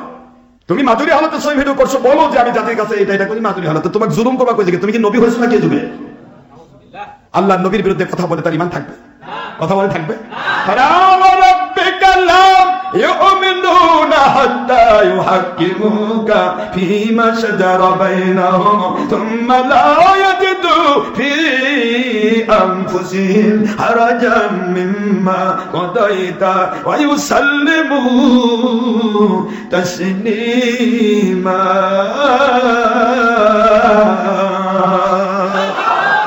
আল্লাহ পাক সূরাতুল নিসা 4 নম্বর সূরা 5 নম্বর পারা মদিনা অবতীর্ণ আয়াত শরীফ নম্বর 65 আল্লাহ বলে দিলেন, আমি আমার কসম করে বলছি, খবরদার দুনিয়াবাসী শুনে রাখো, আমি কসম করে বলছি, ও আমার বন্ধু, আপনার পিছেও যদি নামাজ পড়ে, রোজা রাখে, হজ করে, যাকাত দেয়, আর আপনার দেওয়া ফয়সালা যা হারাম বলেছেন, যা হালাল বলেছেন, যা আছে বলেছেন, যা নাই বলেছেন, যা জাহান্নামী আমল বলেছেন, যা জান্নাতি আমল বলেছেন, এই ফয়সালাগুলো যদি বিনা দ্বিধায়, বিনা চুচেরায়, বিনা যুক্তি তর্ক সেটিং করে অন্তরের সন্তুষ্টির মধ্য দিয়ে মেনে নিতে না পারে, আমি আল্লাহ কসম করে বলছি, ওরা মুমিন নয়, ওরা বেঈমান। নারায়ে তাকবীর, নারায়ে রিসালাত, আল্লাহর হকের দাওয়াত সিদ্দিক আকবর বাশির মুর্শিদ কিবলা। ওরা মুমিন নয়, বেঈমান। কথাটা কে বললেন? তাহলে নবীজির কথায় কোনো সুচেরা করা যাবে? এখন আমরা নবীর বিরুদ্ধেও যাব, আবার হুজুরের পিছনে নেংটি ধরে থাকবো, এটা হবে না। আপনাকে আমাকে একমুখী হতে হবে। কয়মুখী? আমরা পৃথক হইনি। এই যে বারবার ওয়াজ করা হচ্ছে, ওয়াতাসিমু বিহাবলিল্লাহি জামিআন ওয়া লা তাফারাকু, সূরা আলে ইমরানের 102 নম্বর আয়াত বারবার পড়া হচ্ছে, আল্লাহর রজ্জুকে দৃঢ় হস্তে ধারণ করো, খবরদার পৃথক হয়ো না। ওয়াজটা ঠিকই হচ্ছে, কিন্তু শুধুমাত্র নিজের দলে নিয়ে ভোট নেওয়ার উদ্দেশ্যে। কি নেওয়ার উদ্দেশ্যে? পৃথক হয়ো না কথাটা, এই পৃথক হওয়া কথা কার উপর সাজবে? যে ব্যক্তি আমের গাছের গোড়া নিয়ে আছে, তার আর চিন্তা আছে পৃথক হওয়া? আমের গাছের গোড়াও আমের, কাণ্ড আমের, মাথাও আমের। এখন মাথাতে একজন তেঁতুলের ডাল ডাইরেক্ট করছে, খবরদার পৃথক হয় না। তেঁতুলের ডাল পৃথক হলে তেঁতুল, তুই তো পৃথক হয়ে আসিস। কথা মানে কি বলেন না? গাছের গোড়াও আমের, কাণ্ডও আমের, মোটা আম, ডালও আমের, সব আমের, আর তুমি তেঁতুল ধরে বসে আছো, পৃথক হয় না মানে? যদি পৃথক হয়ে আসো, আবার বলতেছে আমি হক্কানি রব্বানি, গাছের গোড়ায় ভুল। কি বলবো আমি? পৃথক তো হলেন আপনি, ওলি আউলিয়া পৃথক হয়েছে? আমার রাসূল সাল্লাল্লাহু আলাইহি ওয়াসাল্লাম ছিলেন সমস্ত সাহাবীদের ওলি, অভিভাবক। কি বলেন তো? ওলি মানে কি? অভিভাবক, ওস্তাদ, শিক্ষক, নবী, রাসূল, আমার রাসূল। সুবহানাল্লাহ। নবীজি ইন্তেকালের পরে সকল সাহাবী বায়াত হয়েছে কার কাছে? এইটা আবু বকর দিতেন ওলি, তিনি নবী নন, সাহাবী। সুবহানাল্লাহ বলেন। তিনি ইন্তেকাল করে সবাই বায়াত হলো ওমর রাদিয়াল্লাহু আনহু। এটাই দাওয়াত, বায়াত, জিহাদ, খেলাফতের বায়াত। এইভাবে বায়াতের কন্ডিশন আসছে আসছে আসছে এবং ইমাম মাহদী সাহেবের নেতৃত্বে সারা পৃথিবীতে খেলাফত কায়েম হবে, সেটাও বায়াতেরই কানেকশন। আমরা তো বায়াতে আছি, দাওয়াতে আছি, জিহাদে আছি, খেলাফতের চিন্তায় আছি। তুমি তো পৃথক হয়ে গণতন্ত্রের নীতি ধরলে, পৃথক হলো কে? তুমি তো পৃথক হলে, আমরা তো পৃথক হইনি। আমরা কাউকে পৃথক করিও নি, আমরা খালি গোড়ার দিকে টানতেছি। যা ছিল গোড়া সেদিকে এসো। আগায় কখনো বাঁচা যায় না গোড়া অস্বীকার করলে। গোড়া কেটে দিলে আগা থাকে না, আগা যদি সেটে দেয় গোড়া থাকবে। কথা বলছেন না কেন মুসলমান? আগাতে যদি তেঁতুল ধরে, তেঁতুলের ডাল যদি কেটে দিই সমস্যা আছে? আমের গাছ ঠিকই থাকবে, কিন্তু আমের গাছের গোড়াই কেটে দিলাম, আমও মরবে, তেঁতুলও মরবে। কথা বলছেন না কেন জোরে? এই জন্য এগুলি হিসাব কাকে বোঝাবো, কে বুঝবে? কথা বললে তো মুন্সির বিরুদ্ধে যায়। ছবি ভিডিও কালকে কোন জায়গায় মাহফিল করলাম, আমার পরে দ্বিতীয় বক্তা তাকে দিছে, তো দ্বিতীয় বক্তা এক পীর সাহেব। এখন ছবি ভিডিও বিরুদ্ধে কথা বললাম, দেখি ওই ঠ্যাং নিয়ে আসছে। ঠ্যাং ঠ্যাং ঠ্যাং ছিলেন না? কিসের ঠ্যাং? গরুর ঠ্যাং। 3 ঠ্যাং নিয়ে আসি তার। আমি বাহ, ফাইন তো, এরই নামই তো বাতিল 72। এতক্ষণ পর্যন্ত ওয়াজ করলাম যে হক আর বাতিল কাকে বলে। আল্লাহ নবী পাক সাল্লাল্লাহু আলাইহি ওয়াসাল্লামের দুশমনি করা যাবে না, ধান যদি চলে যায় তবু আমার নবীর সন্তুষ্টি পক্ষে থাকতে হবে। আর এর মধ্যে মুন্সি আবার ঠ্যাং নিয়ে আসছে। ঠ্যাং খুলবারও সাহস পাচ্ছে না। আমি আসি যে, আমি তো এক জায়গায় বলেছি, এমনও জায়গা আছে, আমি এই আনাতুল আব্বাস, এই যে গাবগাছির সাথে আমার ওয়াজ হয়েছে, মাহফিল করেছি সেই কিশোরগঞ্জে, এক মাহফিল ছিলাম। আমি বক্তা, আমি ওয়াজ করতেছি, ওর হিম্মত হয়নি আমার সামনে ক্যামেরা খুলবে। কথা বাইরে তো ঠিকই কয়, হ্যাঁ উনি বেশি কয়, আমার সামনে খোল। আমার সামনে খোলা সাহস করে মুন্সি পায় না, জানেই মনে সিনে পাপ, মায়ে সিনে শয়তানের কি পাপ। ও ভালো করে জানে তো পাপ, আমি খুলবো কেমনে? কথা বলছেন? এই হলো বেঈমানের জাত। বেঈমানরা মিথ্যা কথা বলে, মিথ্যে। তুমি যদি মাজুরি হালতে করো, আমি কোনোদিন বাধা দিব না, করো। যদি তোমার মাজুরি হিসেবে আল্লাহ ধরে, কিয়ামতে বাঁচবা। কিন্তু হারামকে হালাল বললে তুমি বেঈমান বেটা। It's my open challenge. আমার জিন্দেগি পর্যন্ত তোমাদের বিরুদ্ধে ফতোয়া থাকবে, চ্যালেঞ্জ। হারামকে হালাল বলার হিম্মত কারণে নবী হতে হবে। কি হতে হবে? প্রমাণ দিতে হবে আমি এই যুগের নবী। আর নয়তো বলতে হবে আমার নবী ভুল করছে। আস্তাগফিরুল্লাহ, নাউযুবিল্লাহ। কি বলবো আপনাদেরকে, সময় নেই। আবু বকর রাদিয়াল্লাহু তাআলা আনহু, তিনি আমার নবীজির অকপটে মেরাজকে স্বীকার করেছেন। হুজুর মেরাজ করে এসে আলোচনা করছেন। সেই হাদিস বলে আবু বকর রাদিয়াল্লাহু তাআলা তখন আমার নবীর সামনে আসেন নাই। নবীজি পাক সাল্লাল্লাহু আলাইহি ওয়াসাল্লাম আলোচনা করছেন, আবু জাহেলের বাড়ির পাশে তো নবীর বাড়ি, এদিকে আবু জাহেলের বাড়ি আর এদিকে হুজুরের বাড়ি। বরাবর আমার নবীর বাড়িটা হয়েছে মাকতাব শরীফ করা হয়েছে, কেতাবখানা, আর বরাবর পিছনে এসে দেখবেন বিশাল বড় international toilet, this home of Abu জাহেল। আবু জাহেলের বাড়িটা পুরাটাই মনে করেন যে এটা ইন্টারন্যাশনাল টয়লেট। কি দামি করে রাখছে আল্লাহ। ইন্ডিয়ান পায়খানা কপালের উপর দিচ্ছে। আবু জাহেলের কপালের উপর পায়খানা দিচ্ছে, ইন্ডিয়ান পায়খানা, বাংলাদেশি পায়খানা, পাকিস্তানি পায়খানা, ইউরোপিয়ান পায়খানা, কোথাকার পায়খানা কিরকম। আবু জাহেল কপালের উপর পড়তে থাকে, হাই কি দোষ করেছি, মোহাম্মদ সাল্লাল্লাহু আলাইহি ওয়াসাল্লামের দুশমনি করে মর্যাদা বাড়াতে দূরের কথা, খালি পায়খানার ডিব্বা। দোজাহানের বাদশার পক্ষে যে নিয়েছে আবু বকর, তার স্থাবর সম্পত্তিটা হয়ে গেছে মসজিদে আবু বকর। এখন জোরে বলতে হবে সুবহানাল্লাহ। আবু বকর রাদিয়াল্লাহু মসজিদ প্রতিষ্ঠা করে যাননি, কিন্তু হয়ে গেছে মসজিদ আবু বকর, হয়ে গেছে ওমরের জায়গা মসজিদ ওমর। বেলাল ইবনে রাবাহ একেবারে হাফসি গোলাম, কুৎসিত কদাকার চেহারা, কিন্তু কলিজাটা অন্তরটা ছিল চাঁদের মতো ধবধবা। সেই বেলাল রাদিয়াল্লাহু আনহু একটা হাফসি গোলাম, আমার নবী পাক সাল্লাল্লাহু আলাইহি ওয়াসাল্লামের পিছে থেকে মুয়াজ্জিনি করে জীবনে যতটুকু ওই গনিমতের মালটাল পেয়েছিলেন, সম্পত্তিতে যা হয়েছিল পুরাটাই হয়ে গেছে। একেবারে মদিনা মসজিদ নববীর পরে একটু পাশে গেলে দেখবেন মসজিদে বেলাল। একটা হাফসি গোলামের সম্পদ মসজিদে বেলাল হয়ে গেল। কিন্তু আবু জাহেল, আবু লাহাব, উকবা, শায়বা, মুগিরা পড়ে থাকলো জাহান্নামের নিচে। আজও যে আল্লাহ হবে, মালিক যদি কবুল করে, আপনার সম্পদ হবে মসজিদ, আপনার টাকাতে হবে মসজিদ, আপনার মাদ্রাসা, আপনার টাকাতে হবে হক মসজিদ, হক্কানি মাদ্রাসা, যেখান থেকে আল্লাহ নবীর সৈনিক তৈরি হবে, ইমাম মাহদীর সৈনিক তৈরি হবে, যেখান থেকে আল্লাহওয়ালা তৈরি হবে, ওলিয়া উলিয়া তৈরি হবে, এমন জায়গা আপনার টাকা ব্যয় হবে। আর যেগুলা 2 নম্বর লোক, এদের টাকা ব্যয় হবে খারেজির পক্ষে, ওয়াহাবির পক্ষে, নবীর দুশমনের পক্ষে। ঠিক না ঠিক বলেন? ওটাও জাহান্নামের গর্ত, ওটা জান্নাতের বাগান হয়নি, এত সহজ করে বলা যাবে না। কোরআন পড়া হচ্ছে কিন্তু কোরআন মানা হচ্ছে না, এটাই হলো আল্লাহ পাকের পক্ষ থেকে আযাব আর গজবের শাস্তি। বুঝতে পেরেছেন বাবারা? আমরা মালিকের দয়ায় আলহামদুলিল্লাহ, আমার মালিকের গয়বী মদতে আমরা চলি, হিংসা অহংকার বিদ্বেষ নয়। আমরা শুধু দেখবো আমরা কোন বাহিনীতে আছি, একটু কম্পেয়ার করবেন। এটাই মালিকের দয়া, এটা আল্লাহর দয়া ছাড়া সম্ভব না, এটা অহংকার নয়। তিনি দয়া করেছেন। হুজুর বলেছেন আনা আকরামুল আউয়ালিন ওয়াল আখিরিন, আল্লাহর দয়াকে স্বীকার করা অহংকার নয়। বুখারী শরীফে হাদিস, হুজুর বলেছেন আমি সৃষ্টির শুরু থেকে সৃষ্টির শেষ পর্যন্ত আমি শ্রেষ্ঠ, আমার অহংকার নেই, তবে আমার শ্রেষ্ঠত্ব দান করেছেন আমার আল্লাহ। আনা আকরামুল আউয়ালিন ওয়াল আখিরিন, লা ফাখর, আমি গৌরব করছি না, তবে আমি শ্রেষ্ঠ। এই যে শ্রেষ্ঠত্বের কথাটা প্রচার করা, এটা আমার নবীজি শিক্ষা দিয়েছেন। গৌরব নয়, আল্লাহ দয়া করেছেন, তাই আমি শ্রেষ্ঠ। ঠিক সেইভাবেই আমরা মালিকের গোলামি করতে পেরেছি, এটা মালিক দয়া করেছেন। আমরা শ্রেষ্ঠ নই, আমরা কতটুকু নগণ্য তা মালিক ভালো জানে, কিন্তু আমরা মালিককে খুশি করার পথ পেয়েছি, এটা আমাদের মালিকের দয়া। ঠিক না বা ঠিক বলুন? কার দয়া? এই দয়ার উপরে চলবে শ্রেষ্ঠত্বের পরিসর। এটা আল্লাহ বললেন, দুনিয়াতে কে বাদশা কে ফকির আমি দেখবো না, কে মাদ্রাসায় পড়েছে, কে ভ্যান চালক, সেন্ডি চালক, অটো চালক, রিক্সা চালক, আমি দেখবো না। কে সাদা কে কালো দেখবো না, কে লম্বা কে বেটে দেখবো না, কে সুন্দর কে অসুন্দর দেখবো না, কে মহিলা কে পুরুষ দেখবো না। ইন্না আকরামাকুম ইনদাল্লাহি আতকাকুম, তোমাদের মধ্যে ওই মানুষকে আমি নবীর সাথে সম্মানিত জান্নাতের স্থান দিয়ে দেব, যেই মানুষটি সবচেয়ে বেশি হারামকে হারাম জেনে ফেলে দেয়, হালালকে হালাল জেনে গ্রহণ করে, ফরজ ওয়াজিব সুন্নাত তরক করে না, ওই মানুষটি আমি আল্লাহকে সবচেয়ে বেশি ভয় করে।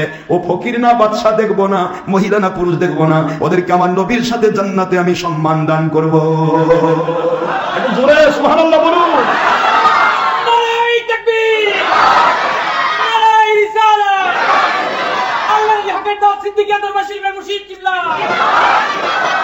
আমার নবী সাল্লাল্লাহু আলাইহি ওয়াসাল্লামের সাথে আমি জান্নাতের সম্মান দান করব। হুজুর এই কথাই বলেছেন, মান আহাব্বা সুন্নতি ফাকাদ আহাব্বানি ওয়া মান আহাব্বানি কানা মাই ফিল জান্নাহ। ওই একই কথাই আসবে যে আমার সুন্নতকে ভালোবাসে, সুন্নতকে সেই ভালোবাসে যে আল্লাহর সন্তুষ্টি পথের মানুষ, আর সুন্নতকে সেই নেগলেক্ট করবে যে বাতিল 72 এর মানুষ।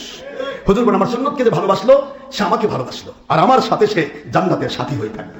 কানা মাই ফিল জান্নাহ। এ ফকির না মিসকিন, এ কালো না সাদা, এ শ্রমিক না মজুর, এ চাকরিজীবী না ব্যবসায়ী, এ কর্মকর্তা না কর্মচারী দেখা হবে না, এ মহিলা পুরুষ দেখা হবে না, আমি নবীর সাথে জান্নাতের সাথী হবে। একটু জোরে বলতে হবে সুবহানাল্লাহ। এইটা হুজুর বলেছেন, আর এই কথাটা আল্লাহ বলেন, ইন্না আকরামাকুম ইনদাল্লাহি আতকাকুম। এই আয়াতটা নাজিল হলো বেলাল রাদিয়াল্লাহু উপর ভিত্তি করে। আযান হচ্ছে, মসজিদে বেলাল দিচ্ছেন, কিছু কিছু লোক প্রশ্ন করতে লাগলো, মসজিদ বেলালের মতো একটা লোককে আযান দিবা দিয়েছে, এটা কথা হলো? আশহাদুর জায়গা সিন হয়, শিন হয় না, আশ হয় না, আস হয়ে যায়। হাফসি গোলাম তো জিহ্বাটা একটু ছোট হয়ে গেছিল, ওই যে উমাইয়া তার মালিক ছিল, সে জিহ্বার মধ্যে একসময় আগুনের আংটা ঢুকাই দিছিল, তো জিহ্বাটা একটু ছোট হয়ে যাওয়ার কারণে শিনটা উচ্চারণ হয় না, সব শিন হয় সিন হয়ে যায়, আশ না হয়ে আস হয়ে যায়। তো এত সহিভাবে আজান দেওয়ার লোক আছে, মুনাফিকরা বলতে লাগবে, কিছু মুনাফিক আছে না, নবীর কিছু নামাজ পড়া, নবীর বিরুদ্ধে কথা কয়, শয়তান। মুহাম্মদ সাল্লাল্লাহু আলাইহি ওয়াসাল্লাম শেষ পর্যন্ত এই কালো, একদিকে কালো হাফসি, আরেকদিকে সিন ও সিন আলাদা করা পারে না, তাক দিছে আজান দিতে। আরে আমার নবী কি কম বোঝে নাকি তোছে? এই কথা যখন বলছে হুজুর সাল্লাল্লাহু আলাইহি ওয়াসাল্লাম ওই দিন আজান দেওয়া দিছে, ওদের মধ্যে থেকে একজনকে, যাই হোক, জিবরাইল আলাইহিস সালাম এসে বলতে, সকাল হচ্ছে না। কি হচ্ছে না? আজান দিছে কিন্তু সকাল হয় না। জিবরাইল আলাইহিস সালাম এসে বলছে, আল্লাহর বন্ধু সকাল হচ্ছে না কি জানেন? না তো। এখনো তো ফজর আজানই হয়নি। কয় কি ফজর আজান হয়নি মানে? আমার নবী দেখাচ্ছেন কি মর্যাদা, বেলালের কি মর্যাদা, সুবহানাল্লাহ বলেন, কি মর্যাদা পেলেন বেলাল, কি ভালোবাসা আমার নবীকে দিয়েছে দেখুন, সুবহানাল্লাহ সুবহানাল্লাহ। আর আমার নবী মসজিদে নববীর আযান তো এখনো হয় নাই, আমরা আরশে আজিম থেকে শুরু করে নিচের পর্যন্ত লক্ষ কোটি রহমতের ফেরেশতা আমরা বেলালের আযান শুনতাম। বেলালের অন্তরটা পরিষ্কার, তার আযান ইথারের বুক চিরে আমরা আরশে আজিম পর্যন্ত, আরশে আজিমের বহনকারী ফেরেশতা সহ সকল ফেরেশতা তার আযান শুনতে পায়। আজকে আজান হয় নাই গো নবী, বেলালের আজান ছাড়া সকাল হবে না, বেলালের আজান ছাড়া সকাল হবে না। সঙ্গে সঙ্গে আয়াতে কারিমা নাযিল হলো, ইন্না আকরামাকুম ইনদাল্লাহি আতকাকুম। সূরাতুল হুজুরাত আয়াত শরীফ নম্বর 13, 26 পারা। আল্লাহ পাক বলে দিলেন, তোমাদের মধ্যে কে সাদা কে কালো, কে হাফসি গোলাম, কে মালিক আর কে গোলাম দেখবো না রে, যার ভিতরে তাকওয়া বেশি আমি আল্লাহ তাকে সম্মান দান করি। জোরে বলতে হবে সুবহানাল্লাহ। আমার হযরত বেলালকে আযান দিতে বলা হলো, বেলাল যখন আযান দিলেন সঙ্গে সঙ্গে মালিকের দয়ায় সকাল হয়ে গেল। দেখে আপনার মুজেজা ভাগ্যবতী মা খাদিজা, দেখে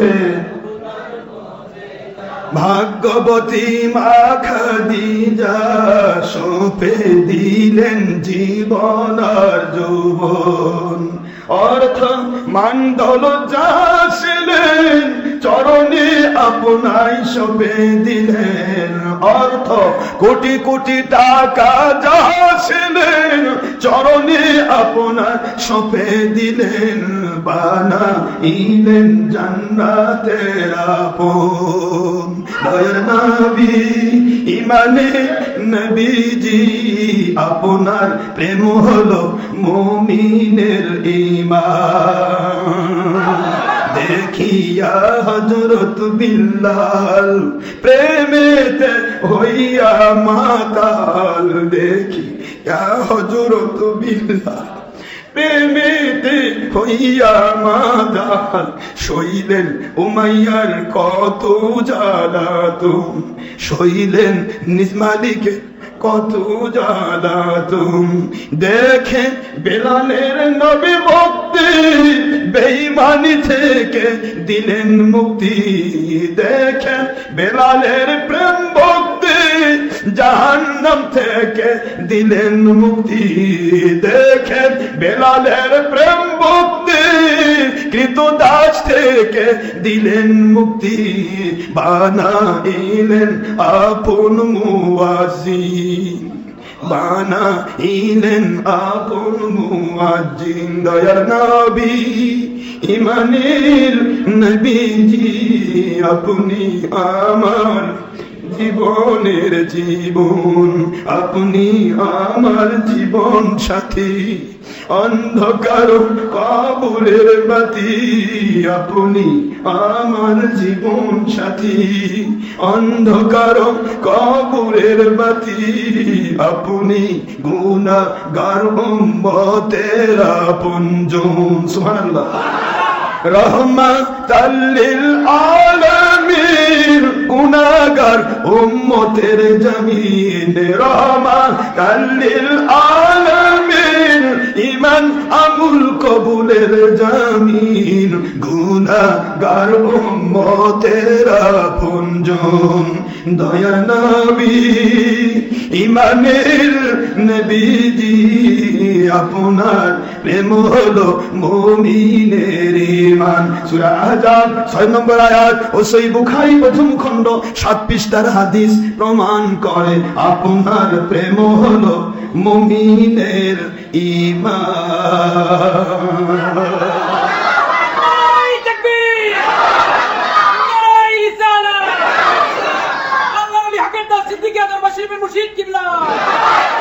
এই কন্ডিশনে যারা চলবে আল্লাহ বললেন তাদেরকে আমি সম্মান দেব ও কোথায় পড়েছে মাদ্রাসায় না স্কুলে না কলেজে সে চাকরি করে না ব্যবসা করে লেখাপড়া করছে কি না করে কি লিটারেট কি হায়ার এডুকেটেড কিছুই দেখতে যাব না কোন মা সাদেকিন বলা হলো এই জন্য আল্লাহর ওলির তোমরা সাথী হয়ে যাও ওলি কখনো কোরআন সুন্নাহর পক্ষে হারাম কাজ করবে না কোরআন সুন্নাহ বিরোধী কাজ করবে না তোমাকে সেই সবক শিখায় দেবে ওলি কোনদিন নামাজ রোজা হজ যাকাত ছাড়বে না তোমাকে ছাড়তে দেবে না ওলি কোনদিন হারাম কাজ করবে না তোমাকে করতে দিবে না ওলি কোনদিন বাতিল ফেরকার সাথে মিশবে না তোমাকে মিশতে দিবে না শুনে নাও এমন পরিশ্রম যখন পেয়ে গেছো রে রিকশাওয়ালা শ্রমিক মজুর কৃষক লেখাপড়া করতে পারো তো কি হয়েছে তুমি যদি হারামকে হারাম জেনে গ্রহণ ছেড়ে দিয়েছো হালালকে হালাল জেনে গ্রহণ করেছো মান করা আল কুরআন ফাজদারাহু ফাহাল্লা হালালাহু ওয়া হারামা হারামাহু ওয়া দখালাহু আল্লাহু তাআলা ফিল জান্নাহ ওয়া ইয়াসবাহু ইয়াওমাল কিয়ামাতি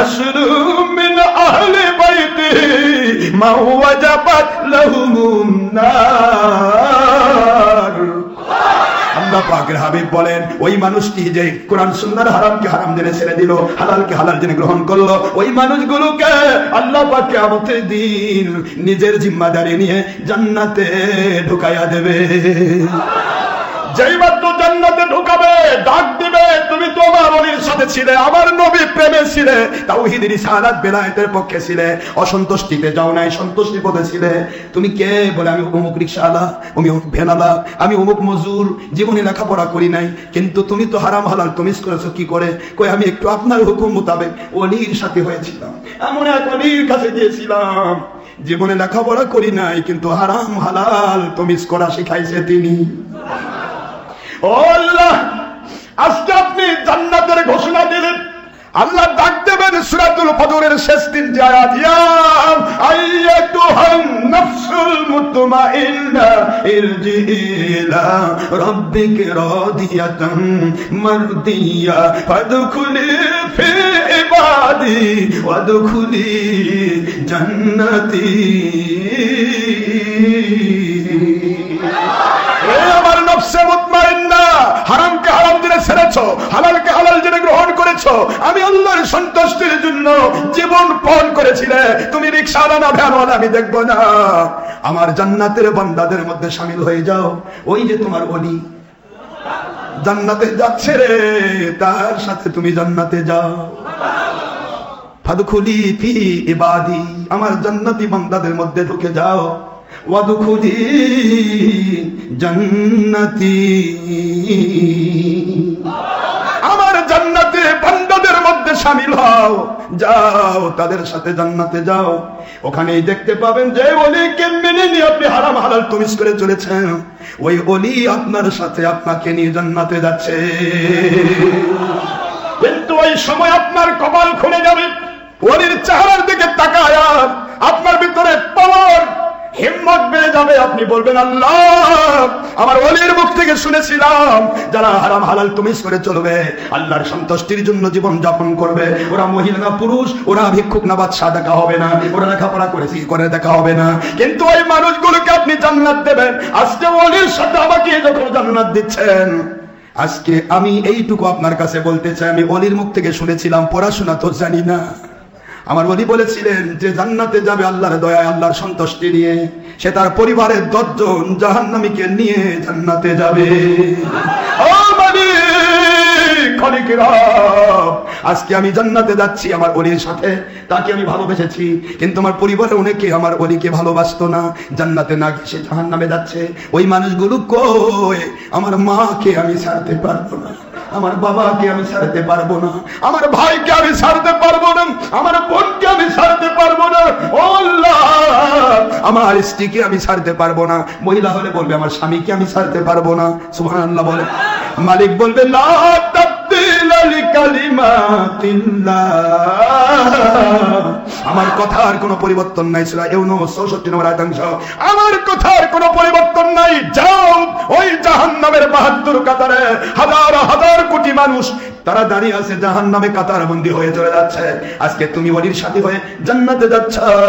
ওলির সাথী হলে কি হয় আব্বার একটু খেয়াল করেন। এই জন্য বাবাদেরকে বলবো তুমি বাতিল ফেরকার হও, মাকে বলবো তুমি বাতিল ফেরকার হও। কমের পক্ষে বেটাটা তুমি হক ফেরকা থেকে তুমি বঞ্চিত করো না, ওই বেটাই হতে পারে তোমার জান্নাতের ওসিলা। স্বামী তুমি যদি বাতিল ফেরকার নিংটি ধরে থাকো, তোমার স্ত্রীকে কমের পক্ষে সত্য থেকে বঞ্চিত করো না। স্ত্রী তুমি যদি কোনো বাতিল ফেরকার নিংটি ধরে থাকো, খবরদার তোমার স্বামীকে কখনো সত্যপথ থেকে বঞ্চিত করো না। এটাই হতে পারে রহমতে ইলাহি বাহানা বিসুয়া, এটাই হতে পারে তোমার জাহান্নাম থেকে বাছাই করে জান্নাতি হওয়ার ওসিলা। আল্লাহ বলবেন যাও আমার জান্নাতি বান্দা, যাও যাও আমার ওলির সাথী হয়েছো, আমার ওলির সাথে তুমি জান্নাতে যাচ্ছ। আমি তো আগেই বলেছি আনআমাল্লাহু আলাইহিম মিনান নাবিয়্যিন ওয়াস-সিদ্দীকিন ওয়াশ-শুহাদা ওয়াস-সালিহিন ওয়া হাসুনা উলাইকা রাফিকা। আমি তো বলে দিয়েছি সূরাতুন নিসা 69 নম্বর আয়াত শরীফে, যারা নবীদের সাথী হবে, ওলিদের সাথী হবে, শহীদদের সাথী হবে, মুমিনে কামিল ওলি আউলিয়ার সাথী হবে, ওই মানুষগুলো উলাইকা ওয়া হাসুনা, কতই না উত্তম, উলাইকা রাফিকা, ওরা জান্নাতের দরজায় একসাথে বন্ধু হয়ে যাবে। সুবহানাল্লাহ বলে, ওরা জান্নাতের দরজায় বন্ধু। ওলির সাথে আপনি যখন জান্নাতে যাবেন, গিয়েই দেখবেন আমার নবীজির সাথে আপনার জান্নাত হয়ে গেছে। বলবে আল্লাহ ওই জাহান্নামের 72 কাতারে হাজার কোটি মানুষ দাঁড়িয়ে আছে গো আল্লাহ, কোথা থেকে আমার মা বাবা খুঁজবো? আমার আল্লাহ বলবেন তোমাকে খুঁজতে হবে না, তুমি শুধু যাও, আমি আল্লাহ তোমাকে পৌঁছায় দেব। এই ছেলেটি ওই মুহূর্তে চিৎকার দিয়ে জান্নাতের দরজা থেকে ছুটে যাবে, জাহান্নামের কাতারে দাঁড়িয়ে যাবে। যেখানে মালিক তাকে দাঁড় করায় দিবে, ওখানেই তার দুনিয়াতে যতটুকু মহব্বত যার সাথে ছিল, আল্লাহর সন্তুষ্টি, মায়ের ভালোবাসা, বাবার ভালোবাসা, ভাইয়ের ভালোবাসা, বোনের ভালোবাসা, মহিলাদের স্বামীর ভালোবাসা, ছেলেদের স্ত্রীর ভালোবাসা, যার সাথে আল্লাহর জন্য ভালোবাসা ছিল, অথবা বন্ধুর সাথে বন্ধুত্বের ভালোবাসা, এই মানুষগুলিকে ওখান থেকে 10 জনকে খুঁজে নিয়ে ওলির সাথে নবীজির জান্নাতের সাথী হয়ে যাবে।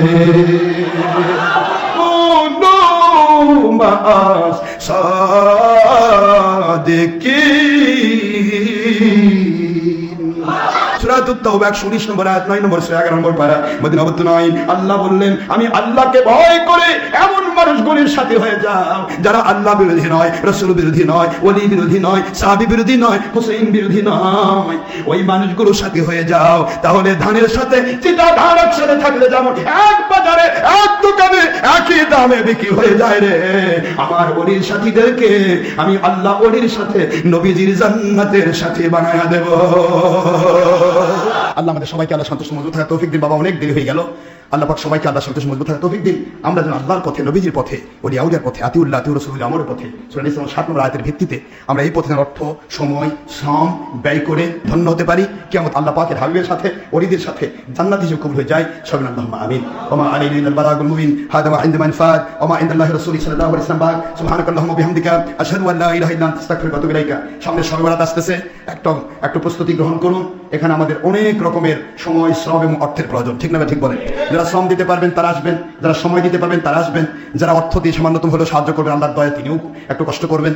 আল্লাহ পাক কার সময়, শ্রম এবং অর্থ কবুল করবে আল্লাহর পথে আমরা জানি না বাবা, এটা মালিক ভালো জানেন। আপনারা মালিকের দিকে মুতাওয়াজ্জহ হন, তিনিই কবুল করবেন। আসসালামু আলাইকুম ওয়া রাহমাতুল্লাহি ওয়া বারাকাতুহু।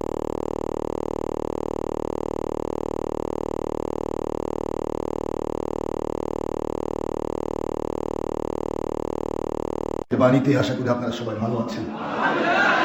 আল্লাহ পাক দয়া সাগর রব্বুল আলামিন, যিনি খলিক, যিনি মালিক, যিনি রব, এক ও অদ্বিতীয় আল্লাহ পাক, যার কোনো অবতার নেই, যার কোনো শরীক নেই, যার কোনো অংশীদার নেই, সেই রব্বুল আলামিন তিনি অতীব দয়া পরবশ হয়ে আমাদেরকে